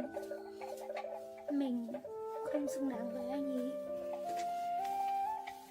Tình cảm của anh ấy dành cho mình chắc có lẽ cũng chỉ là sự thương hại thôi. Chắc mình phải rời bỏ ngôi nhà này và không gặp lại anh ấy nữa.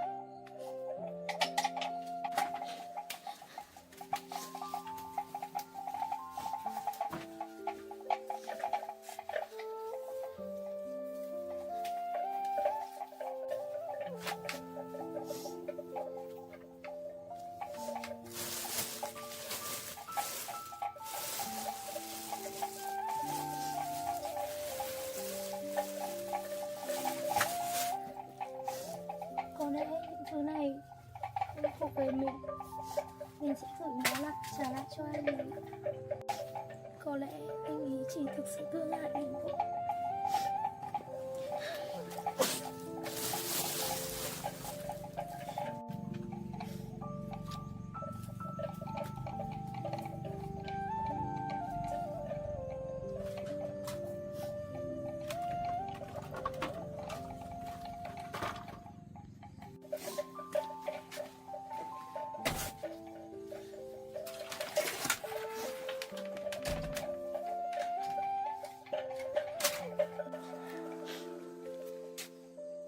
Mình còn quên cái túi anh ấy mua tặng mình.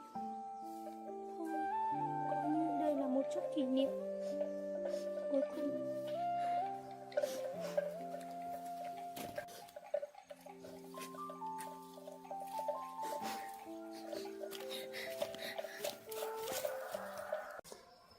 Đây đến rồi cháu.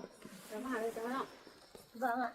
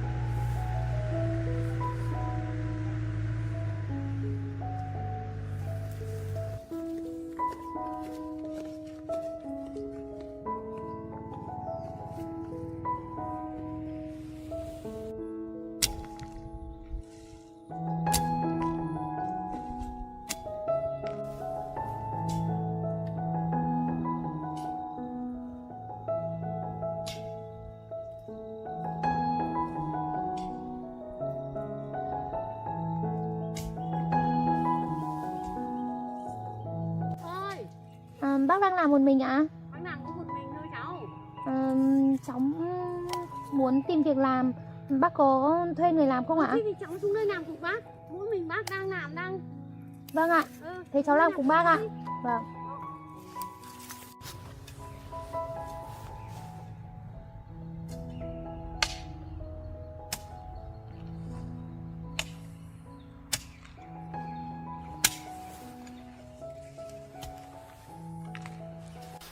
Bây giờ cháu làm gì ạ? Đây cháu đập rũ đó rồi cho bác nhé. Vâng ạ. Đây.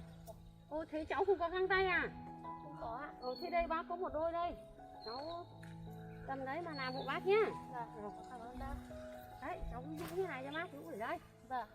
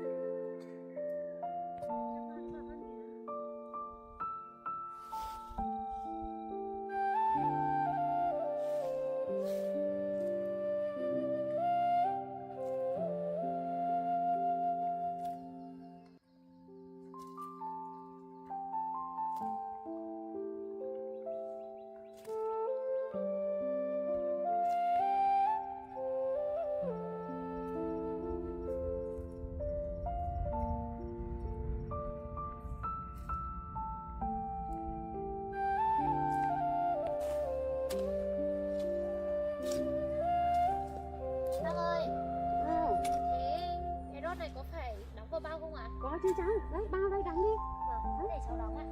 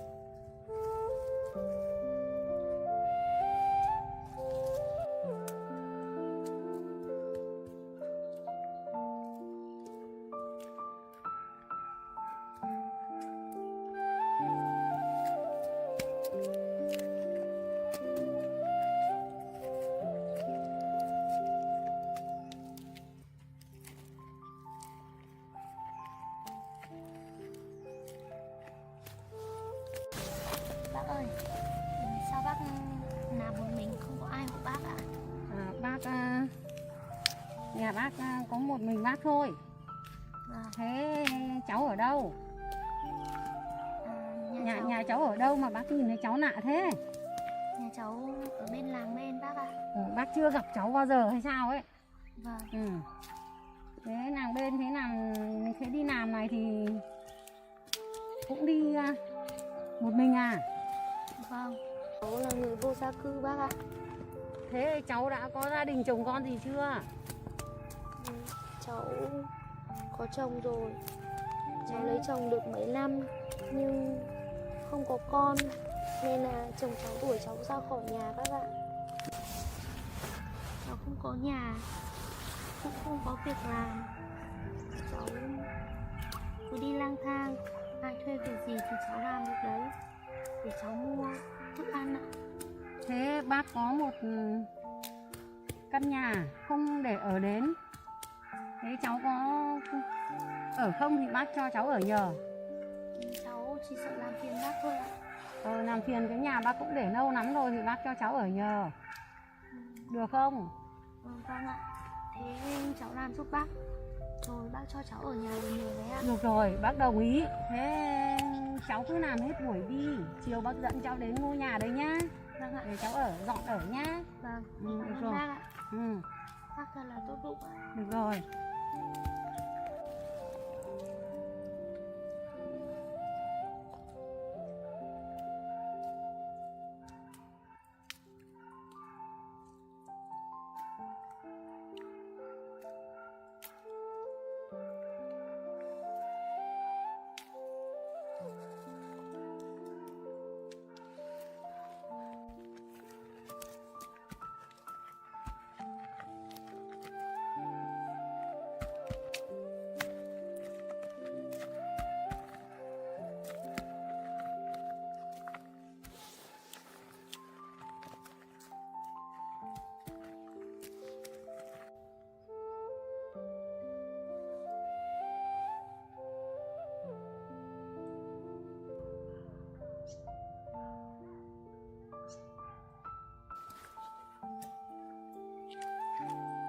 Thôi cháu ơi, sắp tối rồi, bác cháu mình cũng nghỉ thôi.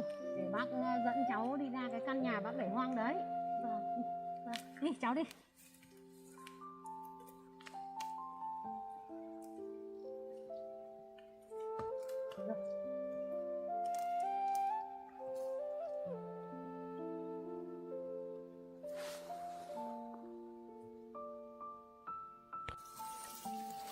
Thế cháu ơi, hôm nay bác gửi tiền công cháu, trả tiền công cháu. Thôi bác ạ, cháu không lấy đâu ạ. Bác cho cháu ở ngôi nhà được ở là tốt lắm rồi ạ. Thế thì bác cho cháu ở, xong này cháu tối rồi cháu đi dọn dẹp, xong là mai không ấy thì cứ đi làm hộ bác để bác trả tiền công cho nhá. Vâng ạ. Chị đi cùng bác, đi.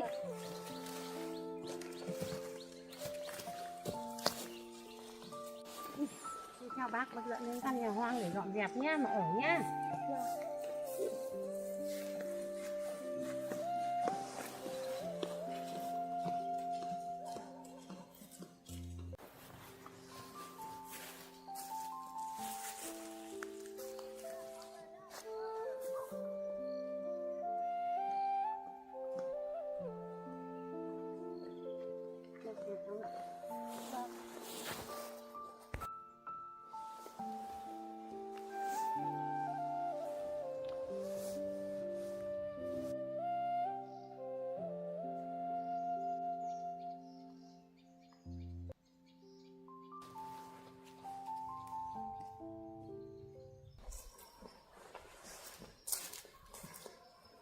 Đây đến rồi cháu.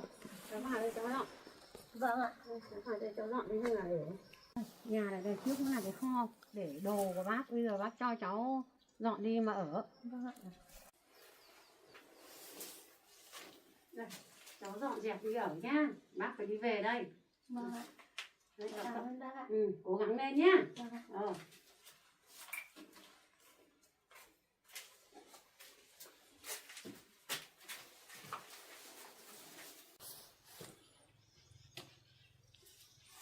Cháu ở đây nhá, dọn dẹp cố gắng nhá. Vâng ạ. Cô gái đấy đến là đáng thương. Mình phải cố gắng giúp cô gái ấy vượt qua khó khăn này.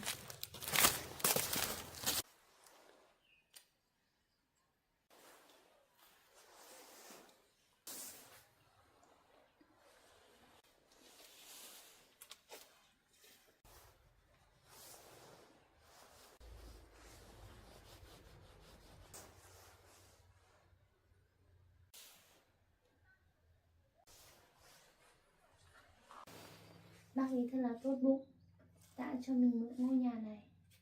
Bây giờ mình sẽ phải dọn dẹp ngôi nhà này, để tối nay mình sẽ ngủ lại ở đây.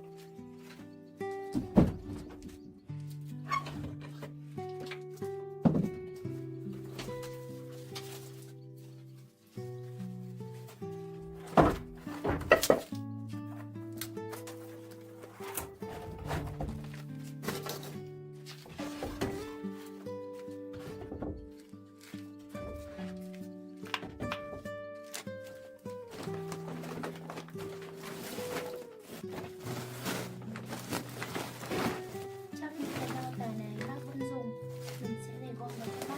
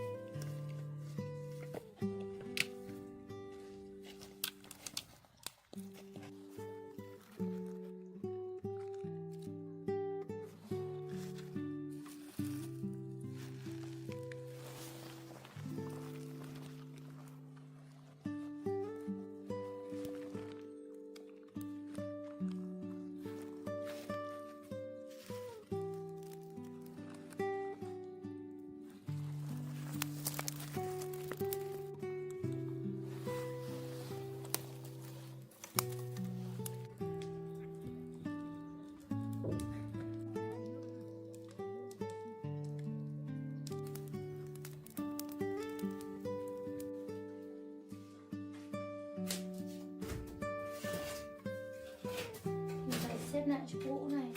Để tối nay mình sẽ ngủ lại ở đây.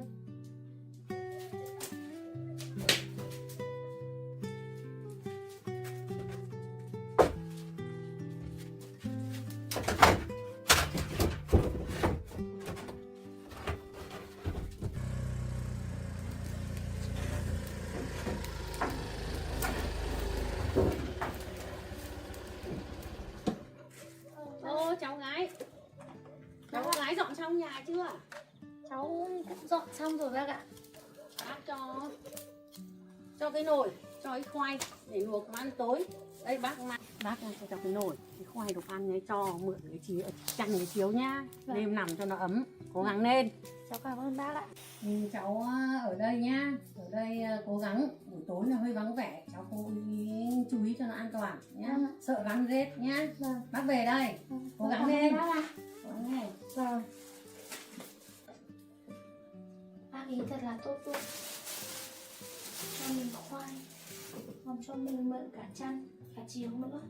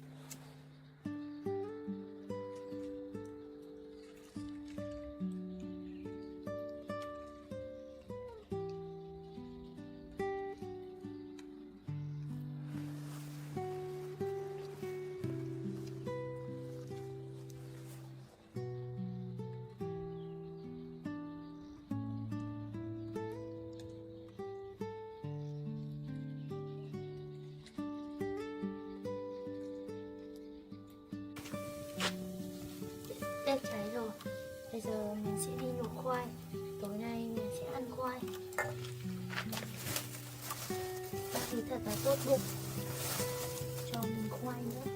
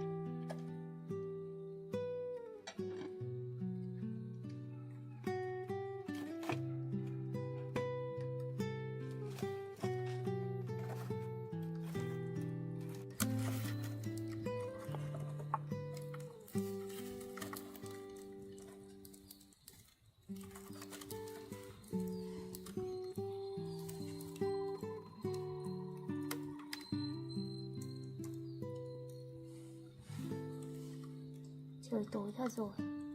Thời tiết lạnh thật đấy.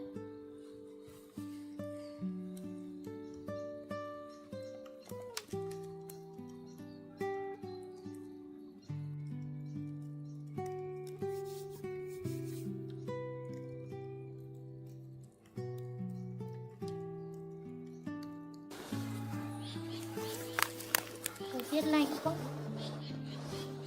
Nhà này không có cửa. Mình phải đi lấy cái gì về để che vào, không tối gió sẽ lạnh nữa.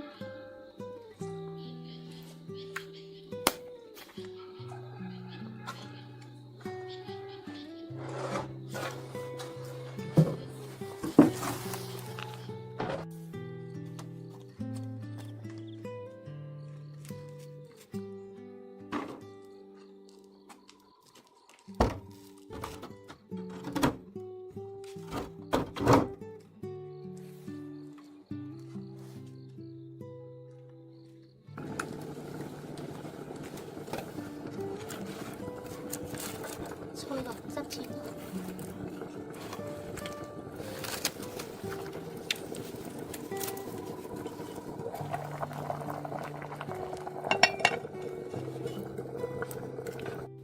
Khoai chín rồi. Mình sẽ bắt ra để ăn luôn.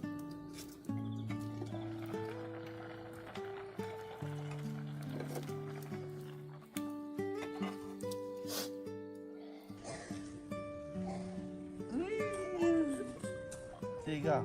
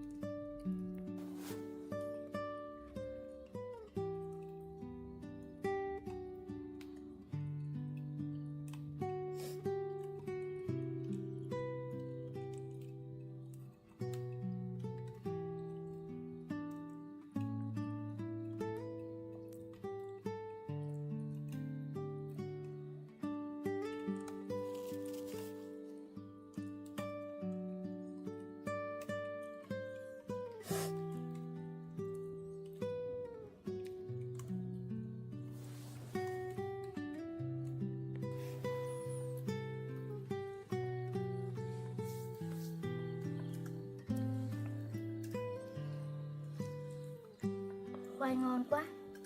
Còn lại chỗ này mình sẽ để dành để sáng mai mình ăn đi nào.